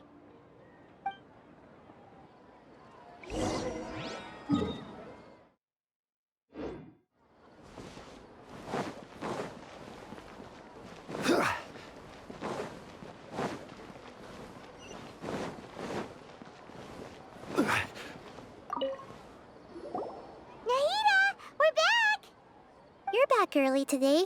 Did you find something new? Sort of. We're mostly sure now that we're not in a time loop. And we also aren't in the real world. But at the same time, we have a new question.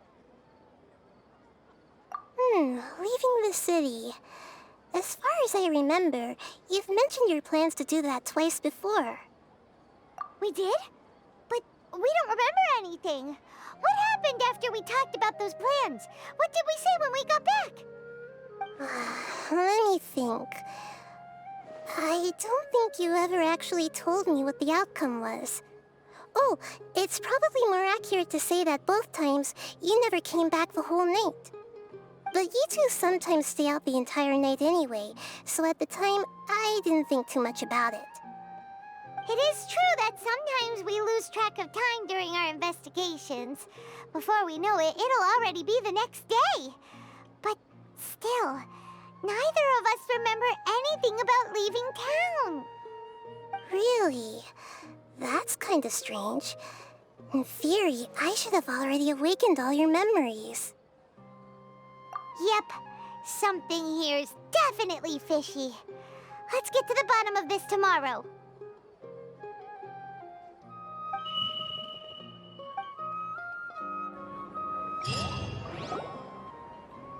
Our memories are back! About that... Well, where should Paimon begin? Traveler, aside from your memories that were just restored, I have another message for you. Listen to it and you'll understand. Can't go back. There are countless spaces here. Our Sabzeruz Festival in Sumeru City is just one of them.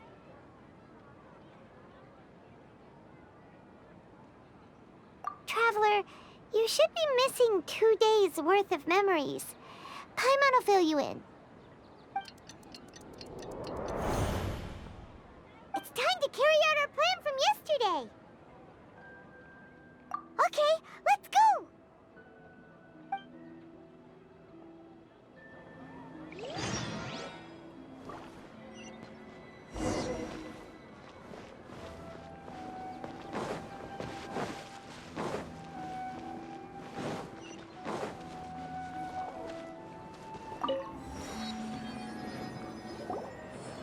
Why can't we leave the city? What is the Academia up to now? Don't ask me. It's not like I can tell you anything.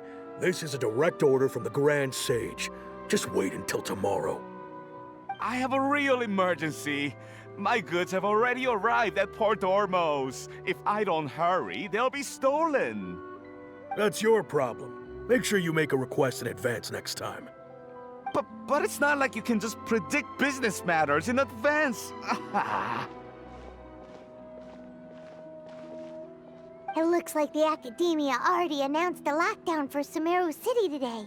How completely unsurprising. Let's go and question them. Hello, sir. Why can't we leave the city today? Here we go again. Don't ask me. I don't know either. We just received an order that no one is allowed to enter or exit Sumeru today. They didn't tell us anything else.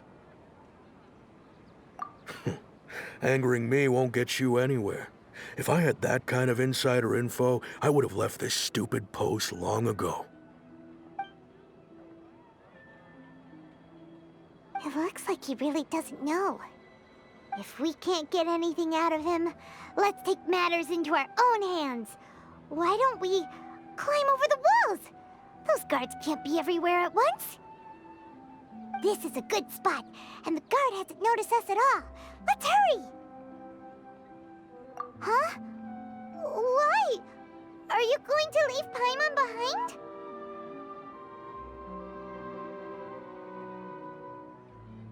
But what if things get really weird out there and you get into some trouble?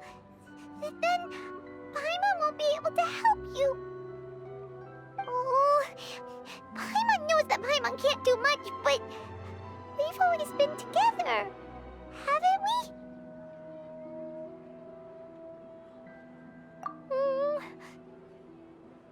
Okay. Paimon will wait for you.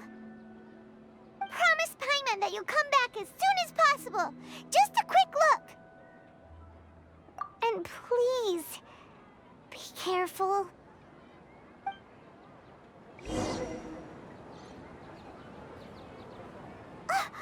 Memories!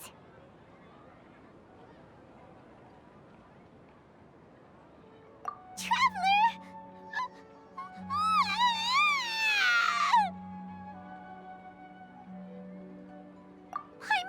Paimon would never see you again! You just disappeared!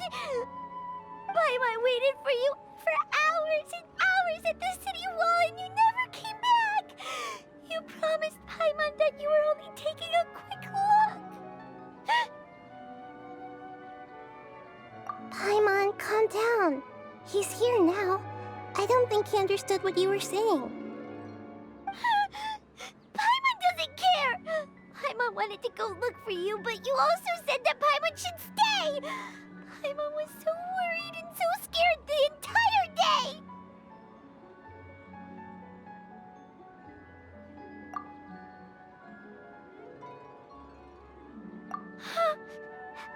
Okay. Paimon will forgive you. The most important thing is that you didn't actually disappear. Oh, Paimon was so scared that you had gone into another world. Okay, Paimon, can you tell us your perspective of what really happened yesterday?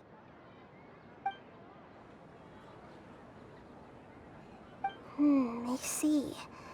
Using two people's different perspectives. After that, you left the city. Paimon kept her eyes on you the whole time, but then you disappeared in an instant.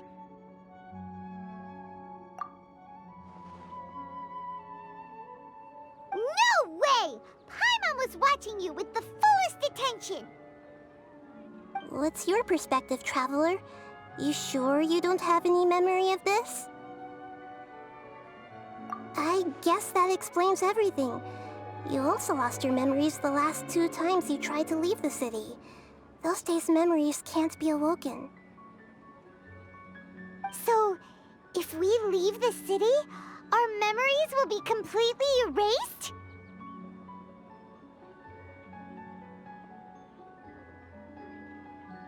It really sounds sounds like something big outside of the city is being hidden on purpose. But this way, we'll also never discover what's outside. Something like a message? But how can we send it back? Don't look at me like that. I'm not used to being stared at. Well... Okay. You want something that can pass on messages, right? Give me some time and take care of Dunyarzad for me. Yep, now we're talking.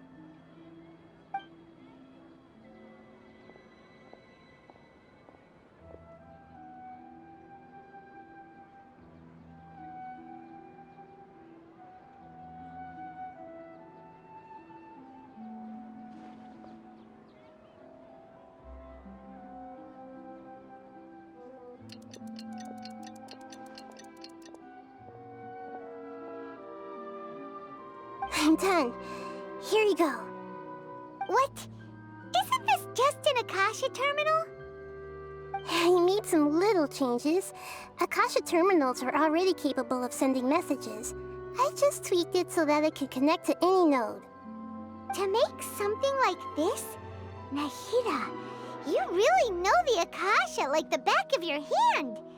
Anyway, we can use this now to record a message, right? Yep. I'll help you save the messages. It should be pretty easy to use. I just can't guarantee the user's status and signal coverage when they're outside the city. We'll never know until we try. At least we're taking the initiative now. Let's go then. Let's expose those sages. All right. Paimon isn't as worried about being separated since it happened once yesterday. But Paimon still isn't happy about it. Okay, see you tomorrow, Traveler.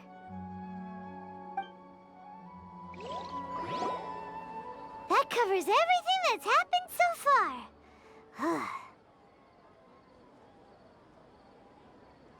Yes. Although the signal was choppy and had some interference, we still managed to receive 2 messages from you when you were outside. Okay, now that you understand what's going on, let's hear the messages together.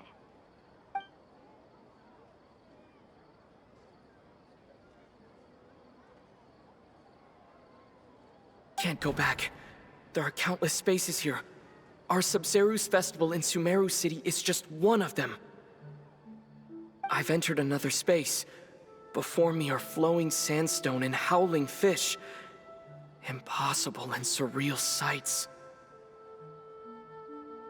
All these spaces are empty except for the occasional ones that contain mute puppets rather than people. I can't sense any human presence.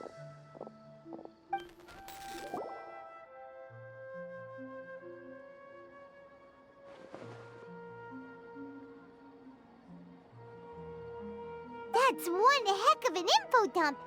It sounds like you left the Sumeru City space when you set foot outside of the walls. But everything looked completely normal when Paimon was looking out from the inside. That's unbelievable. And if we take your word for it, the other spaces all had very weird contents. There's another part here. I only received it last night. These spaces have been disappearing one after the other, absorbed by something like a sun in the sky. And now, even the final space has also disappeared.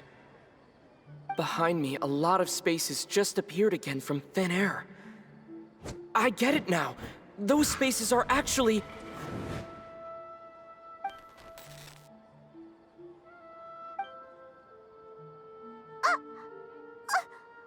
Why did the message end right there? What did the Traveler want to say? What are those spaces? Probably because yesterday just happened to end at that moment. Oh, right. Paimon did hear a beep from the Akasha. Did it come from here or from the message? The message. It should have come from the Traveler's Akasha terminal. After the beep, Traveler said, Even the final space has also disappeared. Traveler, what do you think that final space could have been?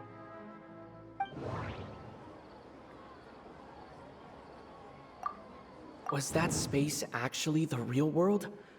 But wouldn't a real space just randomly disappearing like that be catastrophic? All the bizarre spaces I saw outside the city had one thing in common: a lack of human presence.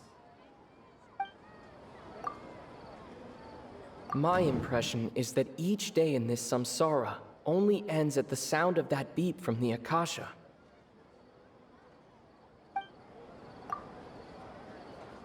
Oh, so that's what it is!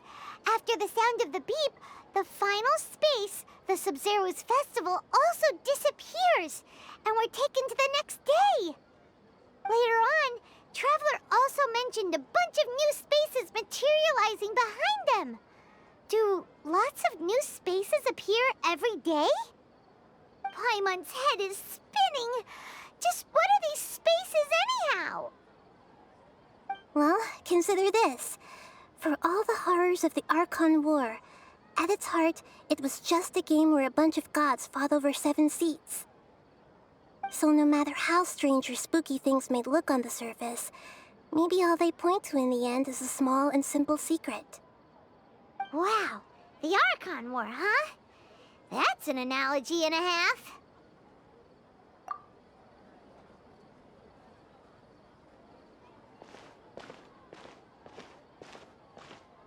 Hey, where are you going?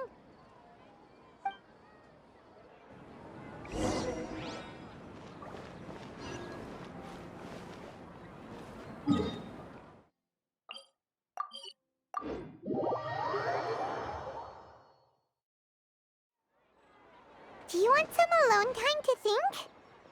All right then, Paimon won't disturb you.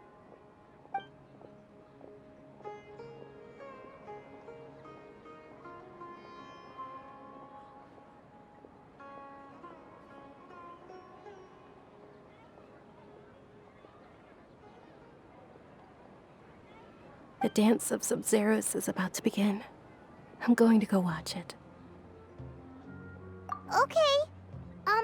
Why don't you go ahead, Dunyarzad? We still have some other stuff to do first.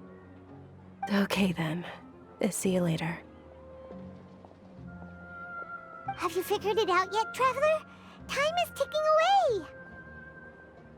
Awesome! What is it? Paimon wants to know. Oh, wait, no. Let's meet up with Nahida first. You can tell us both together. This time, we're gonna get to the truth.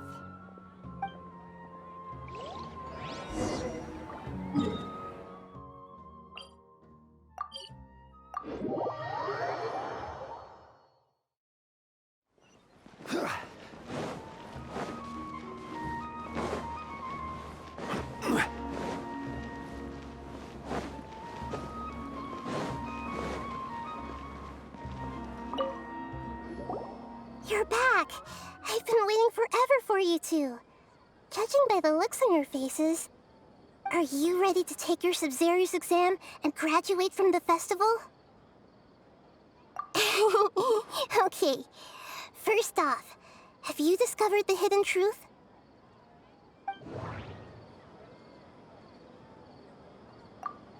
Okay, Nahida said the Akasha We've already experienced the Sabzeruz Festival many times. All the bizarre spaces I saw outside the city had one thing in common: a lack of human presence. Those spaces remind me of dreams. The moon, illusions, and lies. People in Sumeru don't dream.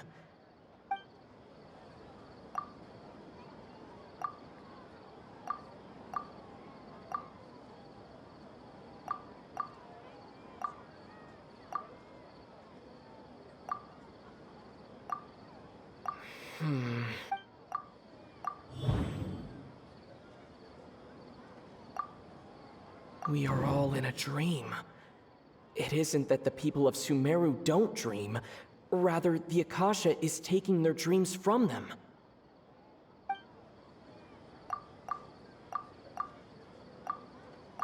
People in Sumeru think they don't dream, but the truth is the Akasha steals their dreams without them knowing it.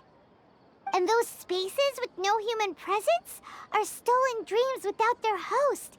That would explain why they sounded so weird when he was trying to describe them. Huh. So people in Sumeru do dream after all. In fact, we're all in one big dream together right now. Correct answer. Now, how did you conclude that the Akasha is capable of this?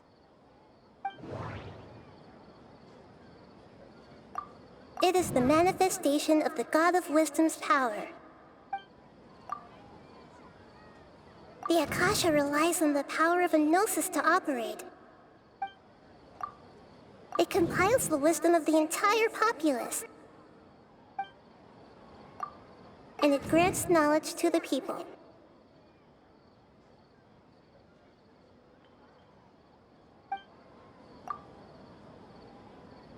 That doesn't sound right. That doesn't sound right. Oh, okay.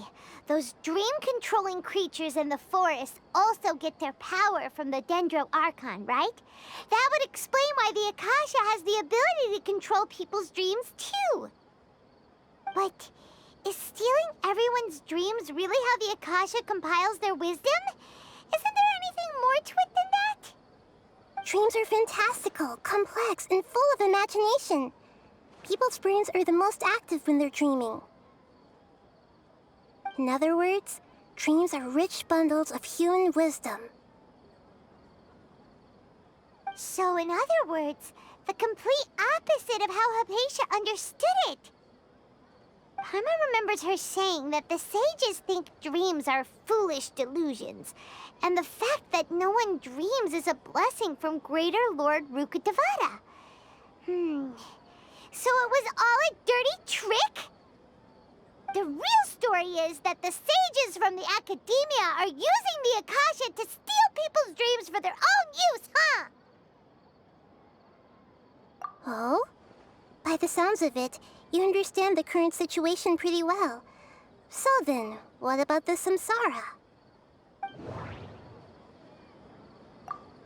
The Grand Sage said, "Go celebrate the birth of that god to your heart's content." Did he mean something more? Those spaces kept disappearing before my eyes.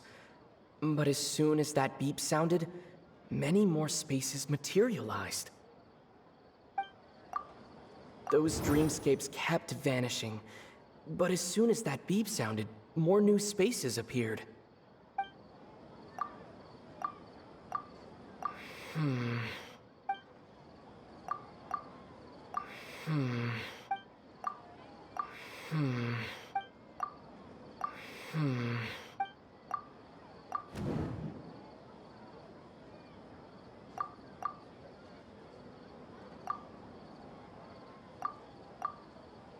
The beep is a prompt tone for... My mind feels exhausted. We've already experienced this. Those dreamscapes kept vanishing.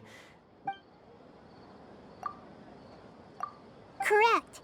The Akasha is keeping each person's brain in a constant dream state, but also separating their consciousness from their own dream. Their disembodied consciousness is placed inside the collective dream of the Sabzeruz Festival along with everyone else's, while their now vacant dreams are harvested by the Akasha.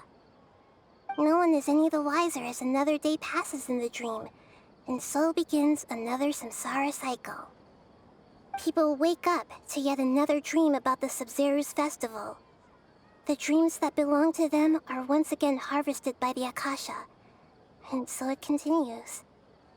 So, this is like a dream factory, and the Akasha is a dream harvesting machine. Did Paimon get that analogy right? Very good, Paimon. Using analogies well is an excellent habit to get into. Okay, So that beep we keep hearing is actually from our real-life Akasha terminals. Taking off our terminals in this stream doesn't do anything. All right, last question. Who am I?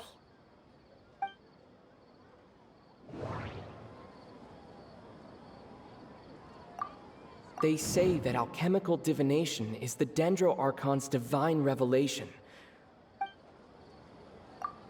Now that I think about it, wasn't illusions a hint that we're all dreaming? Now that I think about it, wasn't illusions hinting at... That doesn't sound right. So you noticed. I thought that one would be the hardest question. That's why I put it last. That wasn't hard at all. Even Paimon guessed that. Everything about you is different. We just didn't want to expose you is all. Now that you mention it, Nahida, you've been hinting to us since the very beginning. It's funny. Thinking back to when we were asking all over the place for info about Lesser Lord Kusanali, Paimon didn't expect to meet you like this. Yes, those can wait until we're back in real life. On the other hand, I'd be happy to answer any more questions you have about here and now.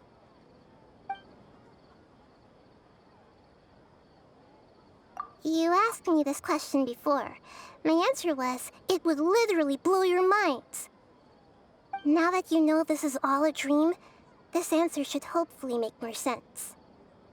Have you heard the saying, don't wake a sleepwalker? Likewise, if someone suddenly had told you all this instead of you learning it on your own, your notion of reality and dream would be thrown into irreversible confusion. I couldn't expose you to that kind of risk. That's why I could only give you very subtle hints and some suggestions. Long story short, I'm really sorry I had to keep you guessing.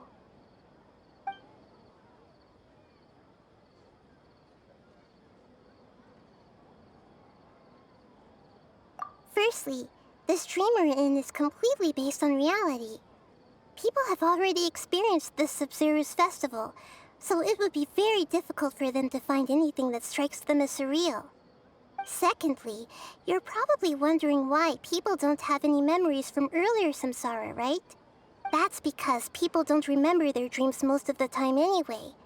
And in any case, their actual dreams are being taken away from them by the Akasha. So whenever they wake up in this dream of the Sabzeruz Festival, they don't remember anything from their previous identical dream. That reminds Paimon.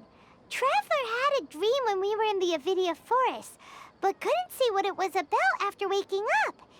Is that an example of what you mean? Yes. Only after receiving the blessing of Dendro can a person gain the Dendro element's dream-enhancing power. That explains the feelings of déjà vu. Meanwhile, everyone else has no idea that they are in the Sabzeruz Festival samsara, while their dreams are stolen from them over and over again.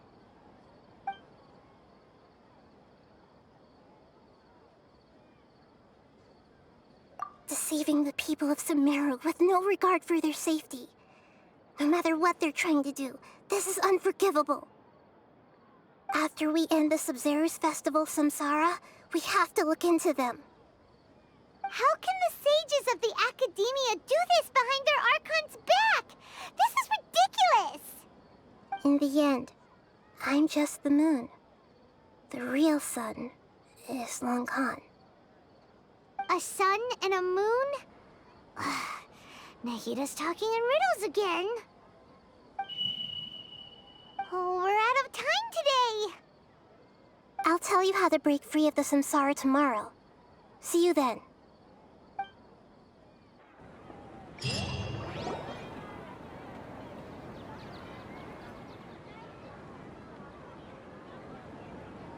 morning, Nahida. Wait. Now that Paimon remembers everything, should we instead say good morning, Lesser Lord Kusanali? Hey! What's wrong, Nahida? You don't look too good. I'm afraid that what you're thinking right now is correct. Dunyarzad already disappear? No way! Are we too late? The real Dunyarzad's consciousness has indeed disappeared. It can no longer endure the constant dream harvesting.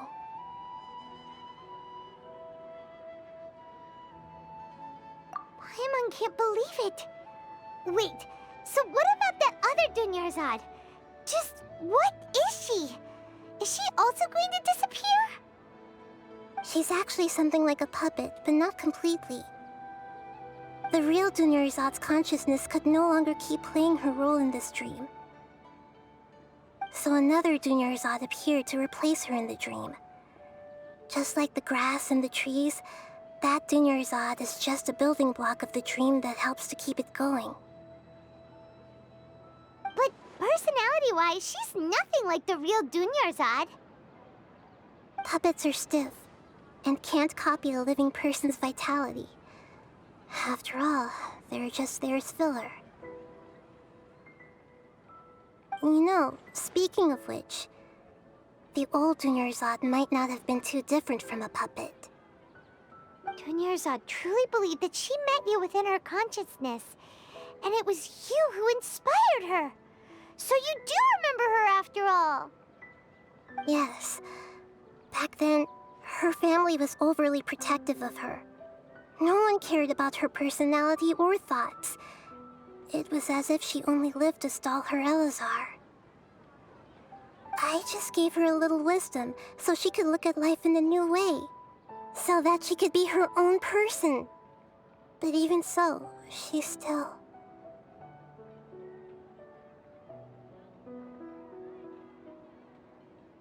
Far from it. I'm still a long way off from being a real Archon. I couldn't even save her. If I were a competent Archon, I wouldn't have let my most faithful follower die at the Sabzeruz Festival with so many regrets. Please don't beat yourself up over it, Nahida. It's the sage's fault, and theirs alone. I'm not beating myself up. All I did was to rationally observe the distance between myself and a real Archon. Don't be like that, Nahida. Even real Archons are still allowed to be sad.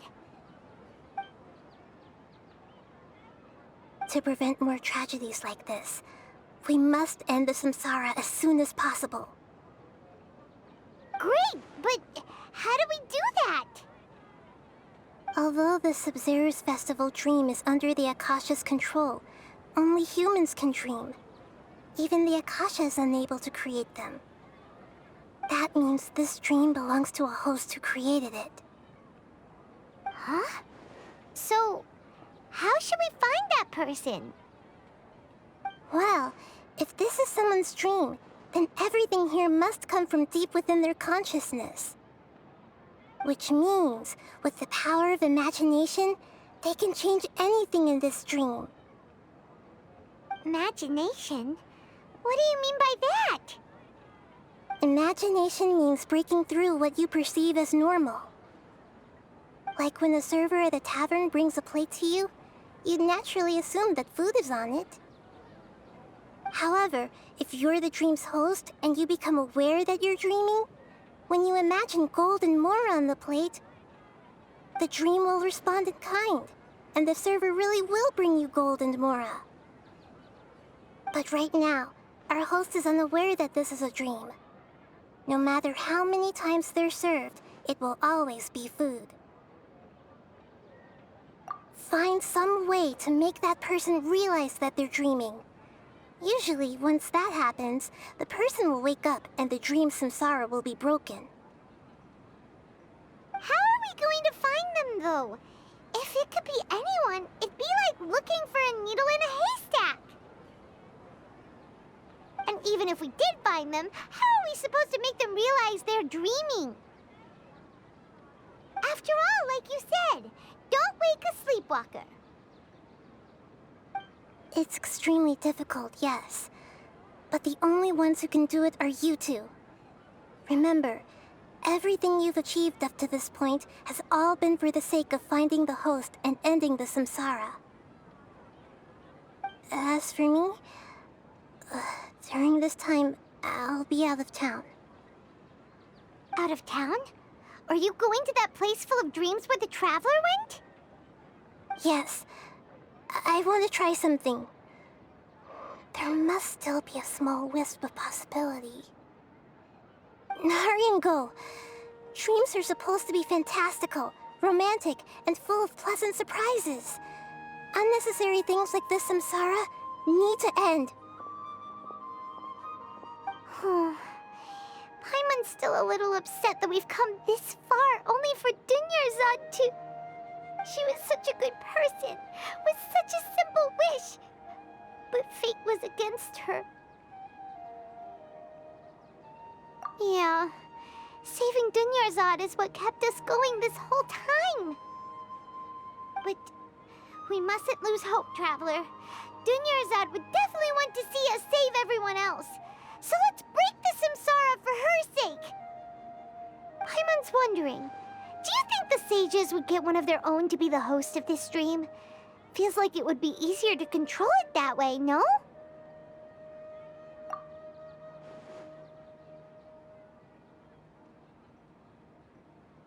Huh. That's true. Plus, the sages probably weren't counting on there being other factors beyond their control, like Nahida and us. So, who do you think the host of the dream is? Oh, that would make sense. Ferris, the Knight of Flowers, is a symbol of the whole Sabzeruz Festival, right? Pretty core character. Let's go ask him some questions, shall we?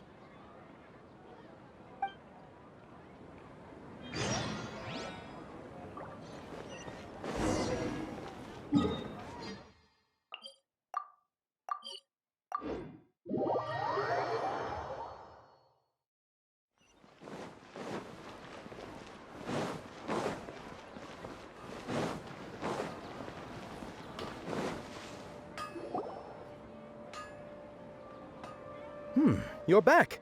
You left in a hurry last time. Is everything okay? Everything's fine. Just, it's a little hard to explain. Would you mind taking part in a little experiment with us? An experiment? That came out of nowhere. I'm listening, though. What do you need me to do? Could you make a wish? You want me to make a wish? Is that a new Sabzeruz Festival tradition or something? Less questions, more wishing! Okay. My wish. Okay. I'm a little nervous saying this out loud, but I want Miss Dunyarzad to be happy. Oh. I noticed earlier that she looked a bit down, and she wasn't really talking to anyone. She just doesn't seem like herself.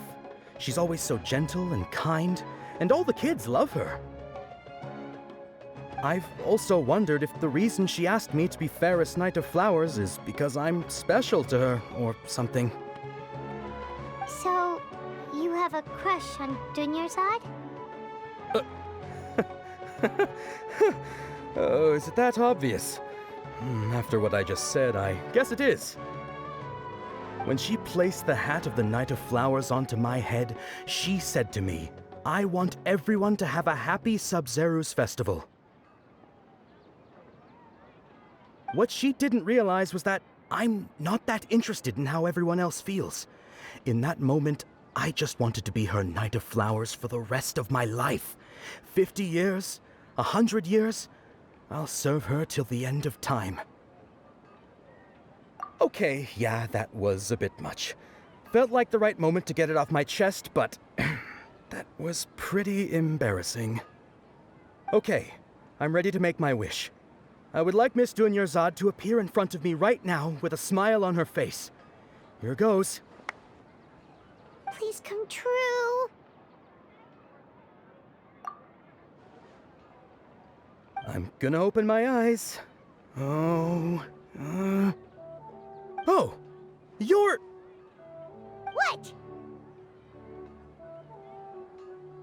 Fucky?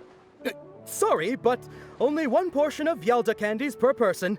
Back home you go. Nice try, you two. Anyway, never mind. I don't need to see her appear right in front of me.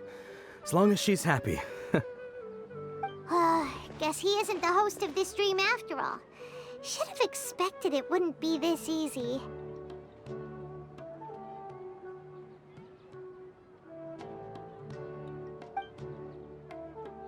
It seems like everyone who knows Dunyarzad loves her. But none of them has any idea that she... My lady, step back. That sounds like Dia! Oh, right. This is when Dunyarzad bumps into the kidnappers. Huh? But Dia can handle them! Hey, Traveler!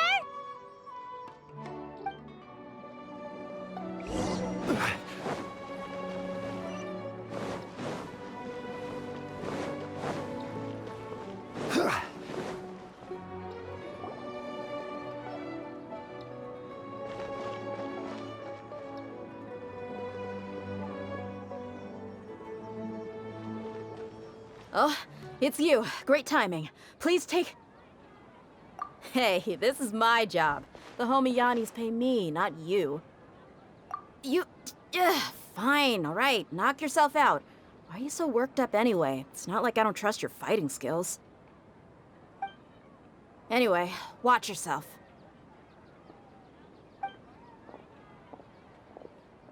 So you got yourself some backup. Suit yourself. You're going down!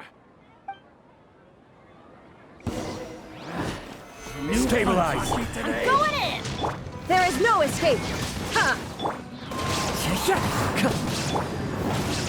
I will have order. That's close enough.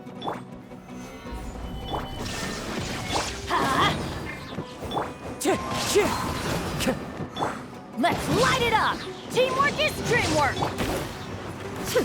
Shine down! Wind strategy! Traveler, were you just taking your anger out on those guys? You and Nahida both. Dunyarzad wouldn't want to see you two like this. Oh, and speaking of her, Paimon just remembered something.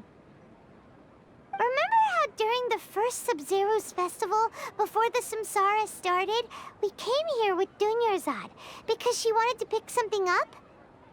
She said it was because she had forgotten something. Okay, so Paimon's memory is working so far. Anyway, Paimon also remembers that she is staying somewhere around here. She pointed it out to us the night before the Sabzeruz Festival. Yeah, even if it's only a tiny clue, it'll probably still help us more than this needle in a haystack search.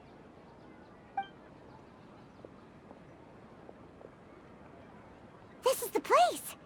It's rude to enter other people's spaces without permission, but desperate times call for desperate measures.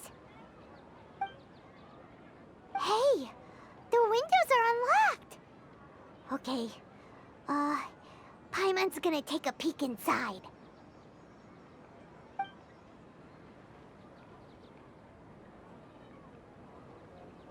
This was only a temporary residence, so there was pretty much nothing inside except this book on the table.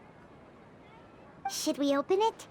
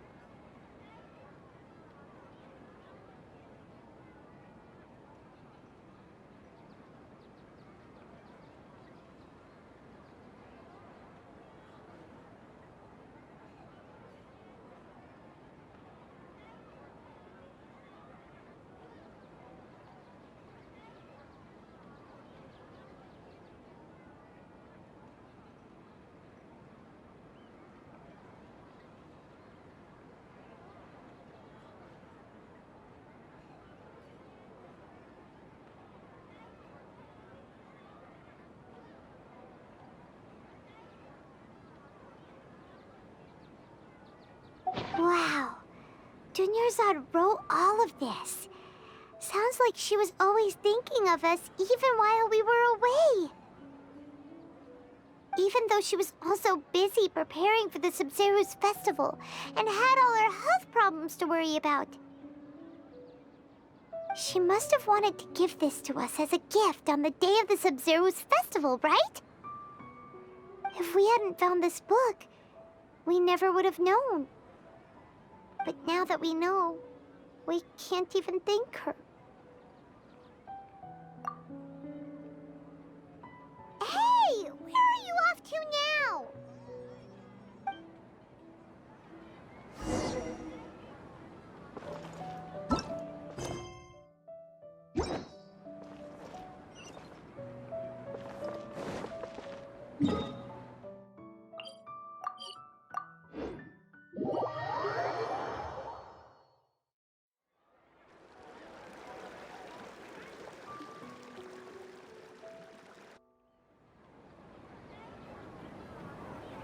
It's Dunyarzad's puppet.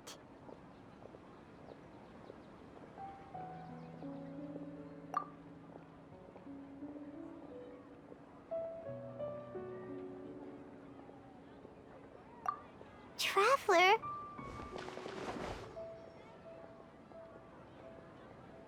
You must be exhausted.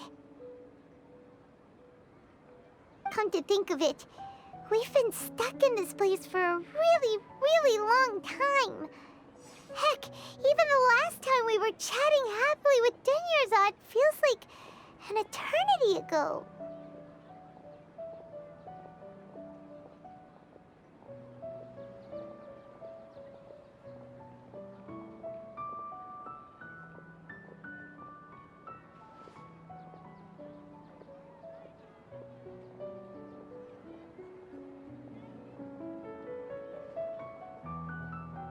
Paimon still remembers when we were sitting here, and the way her eyes sparkled when she talked about Nilu's Dance of Sabzeruz.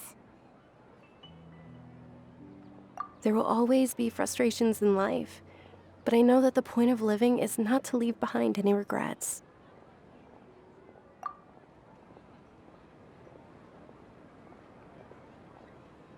That was what the real Dunyarzad said, wasn't it? Does that mean... Yes, Traveler. What is it? Oh, so she's still just a puppet. But just now, how come... What? Where are we going this time?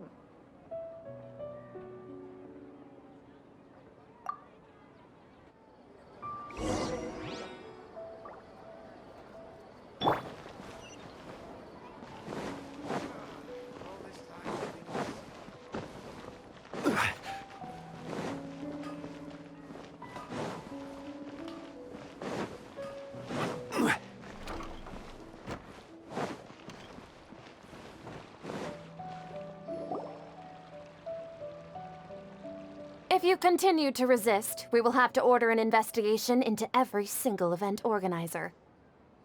The Grand Sage has already granted you much leniency. I advise that you exercise tact. How did things turn out like this?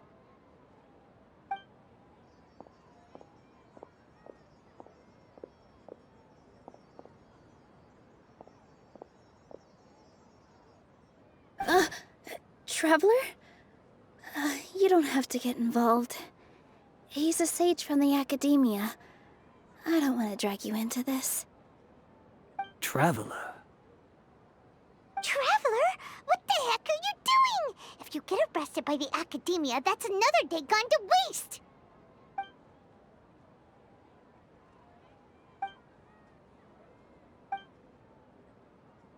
Wait, they're not reacting! Have they been scared stiff?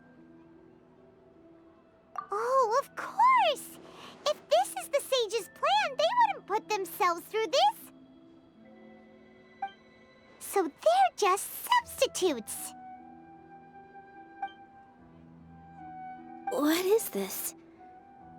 What happened to the Grand Sage and his entourage?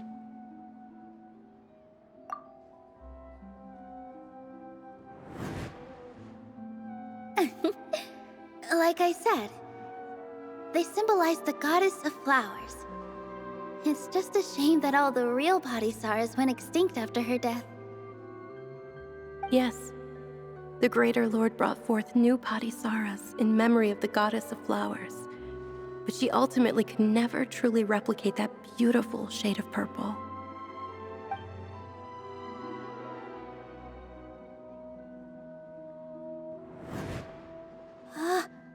That beautiful shade of purple. Aren't these flowers real Padisaras? Just like the ones from the legend? I didn't even notice. Dunyarzad, did you find these? But didn't you just say all the real flowers went extinct after the goddess of flowers passed away? So, how? Yeah. What's going on here? Huh? You guys are acting weird. But okay, I'll try.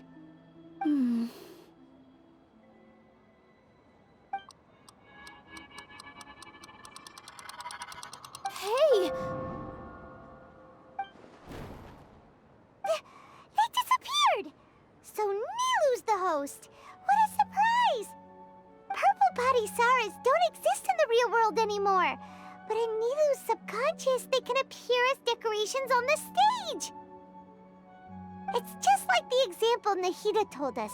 People assumed there will be food on a plate, and Nilu assumed there would be real Padisaras in the flower pots. So when you saw the flowers, you instantly knew it was Nilu? But if we want to end the samsara, we need the host to become aware that they're dreaming. How should we make Nilu realize that? Am I dreaming? Huh? So I'm right. Is this Lesser Lord Kusanali responding to our celebration of the Sabzeruz Festival? Wrong guess, but you aren't completely wrong either. The point is, what made you think this is a dream? As far as you know, people in Sumeru don't dream, right? Yeah, but have you heard the tale of the first sage? To prevent a calamity, he went on a journey to find the Archon. Ooh, sounds familiar. Dunyarzad told us a story like that when we first arrived in Sumeru City. So it was about the first sage, huh? Yep, but in the part you heard, he hadn't become the first sage yet. There's more to the story. His piety and wisdom were acknowledged by the Archon, and she finally gave her blessing to him. All kinds of spectacular scenes appeared in front of the first sage, as if all the knowledge in the world was being painted onto a canvas right before him. He was captivated. After who knows how long, he mastered all the knowledge he could comprehend. Afterward, he said to the Archon, "I miss my parents, my wife, and my children. I've been away from home for far too long. They must be worried." The Archon smiled. The next second, the sage found himself lying in his bed, as if he had just woken up from a dream. His wife lying next to him said, "You're off to search for the Archon today, aren't you? Have a safe journey, my love." In the end, the first sage took care of many disasters in Sumeru City, and founded the Academia. What a happy ending. So, the first sage was dreaming ever since the beginning of the story? He never went on his journey? Yes, but his faith and determination were conveyed to the Archon, so she blessed him in the form of a dream. Paimon understands where you're coming from now. That's a really interesting connection. But we really gotta wake up soon, like the sage in the story! I see. Well, it just so happens that today's Sabzeruz Festival is almost over too.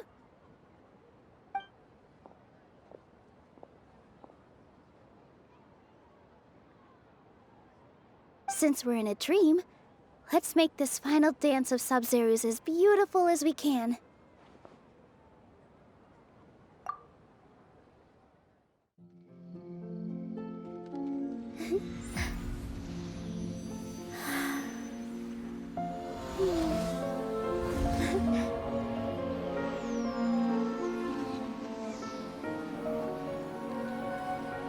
fight is over, everyone.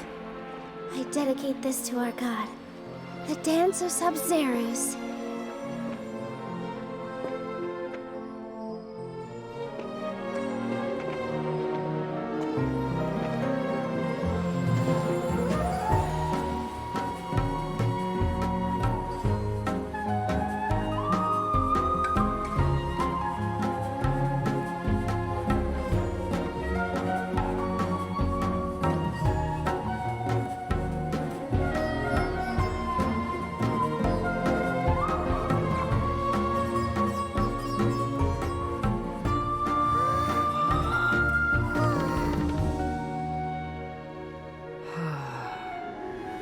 I'd be lying if I said I had no regrets. I would have loved to see Nilou's dance.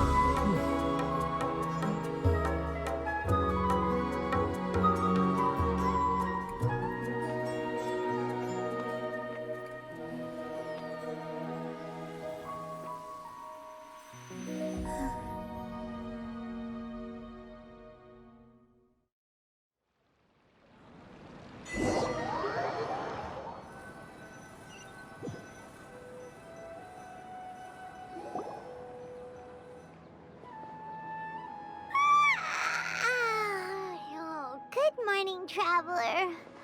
Oh, Paimon feels like she's been asleep for the longest time.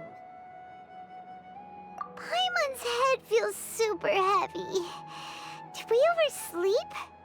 Do you even remember going to sleep last night? Paimon thinks it was after the Sabzeruz Festival.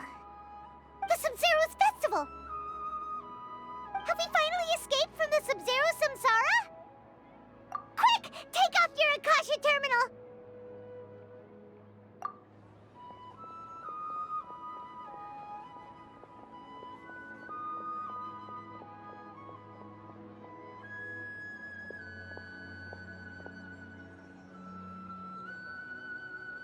She's not in her room. What happened?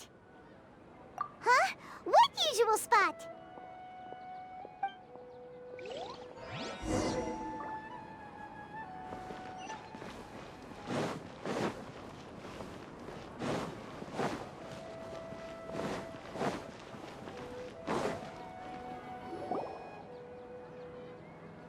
Well done, Traveler and Paimon.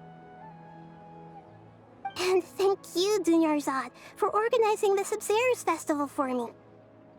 I'm sorry, who are... Dunyarzad! You're okay! Oh, don't scare us like that! Oh, Traveler Paimon. I have something amazing to tell you. I just had a dream, and I saw Nilou performing the Dance of Sabzeruz.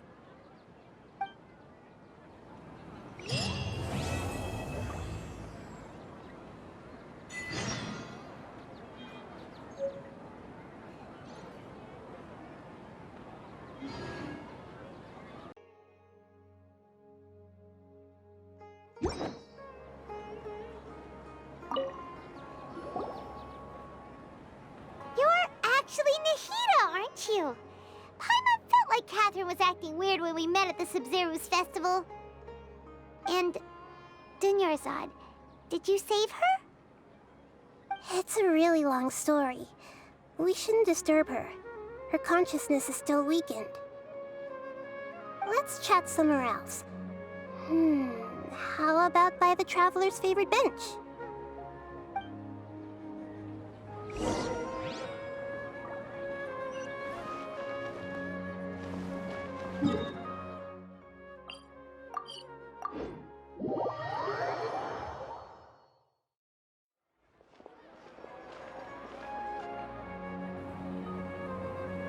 Let's talk about Dunyarzad first. It's such a relief that she's all right. After we parted on the last day of the Sabzeruz Festival, I left the city and saw what the traveler had described. Among the countless dreams, I found one that was growing fainter and fainter. This proved my suspicion. Once Dunyarzad could no longer bear the Akasha harvesting her dreams, her consciousness began to dissipate. But this also meant it escaped the Akasha's control. Such a small fragment of consciousness can't last for very long, though. It will return to its original dream, where both will gradually fade until they completely disappear. I used all the power I had to keep her dying dream alive as long as possible, but it still wouldn't have lasted for much longer if it hadn't been for you two breaking the samsara.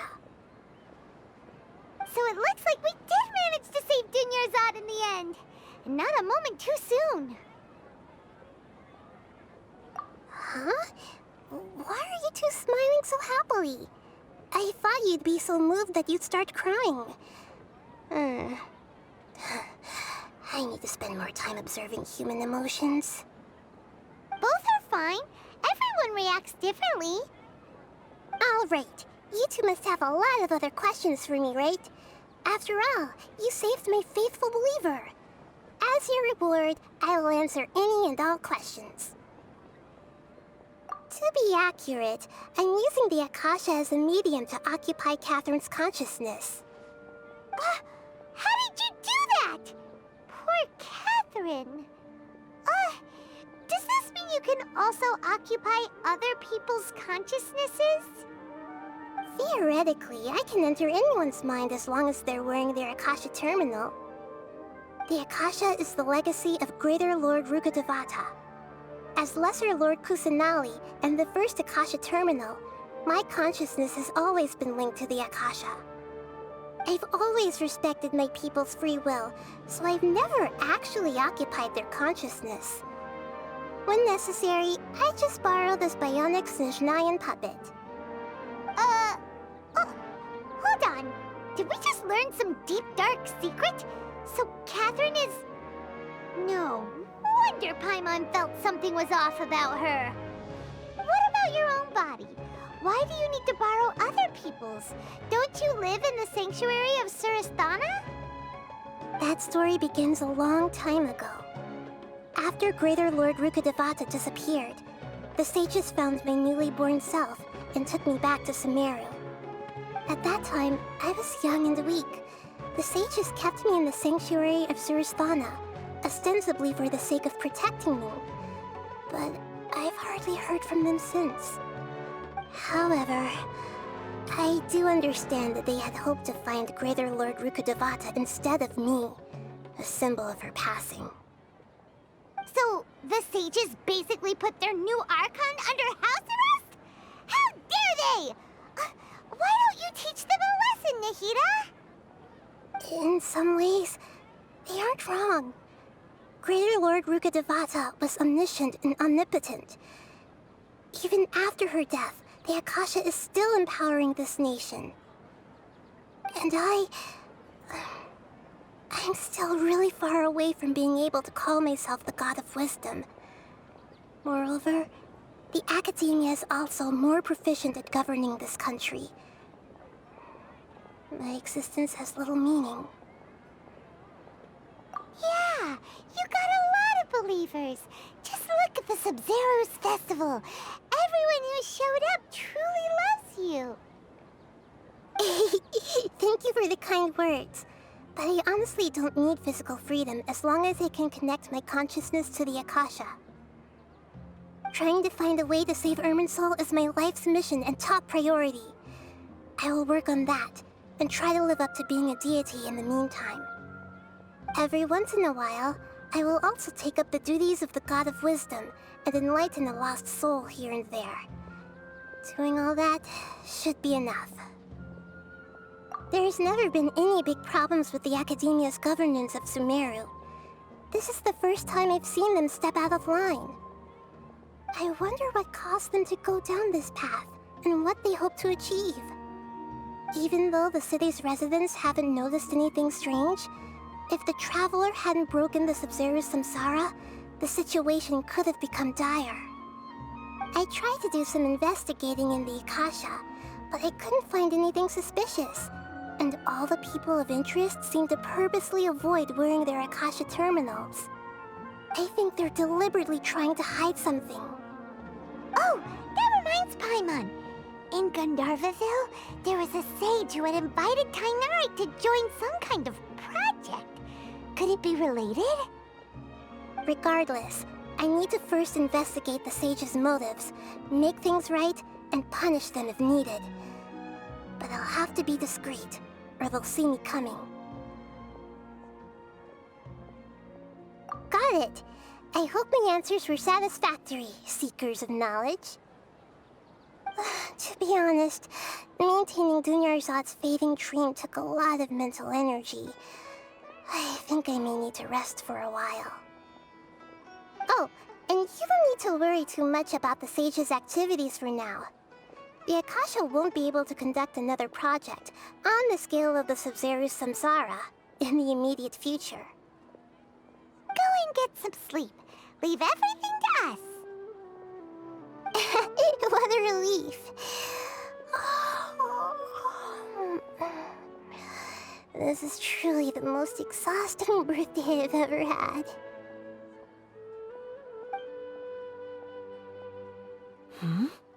Traveler? Paimon?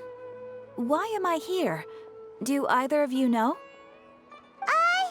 Maybe you were sleepwalking. You know you can't wake up a sleepwalker. We happened to walk by, so we thought we'd wait for you to wake up. I see. Huh. I should visit my maintenance personnel sometime. Oh, I'm fine. I better go. Thank you.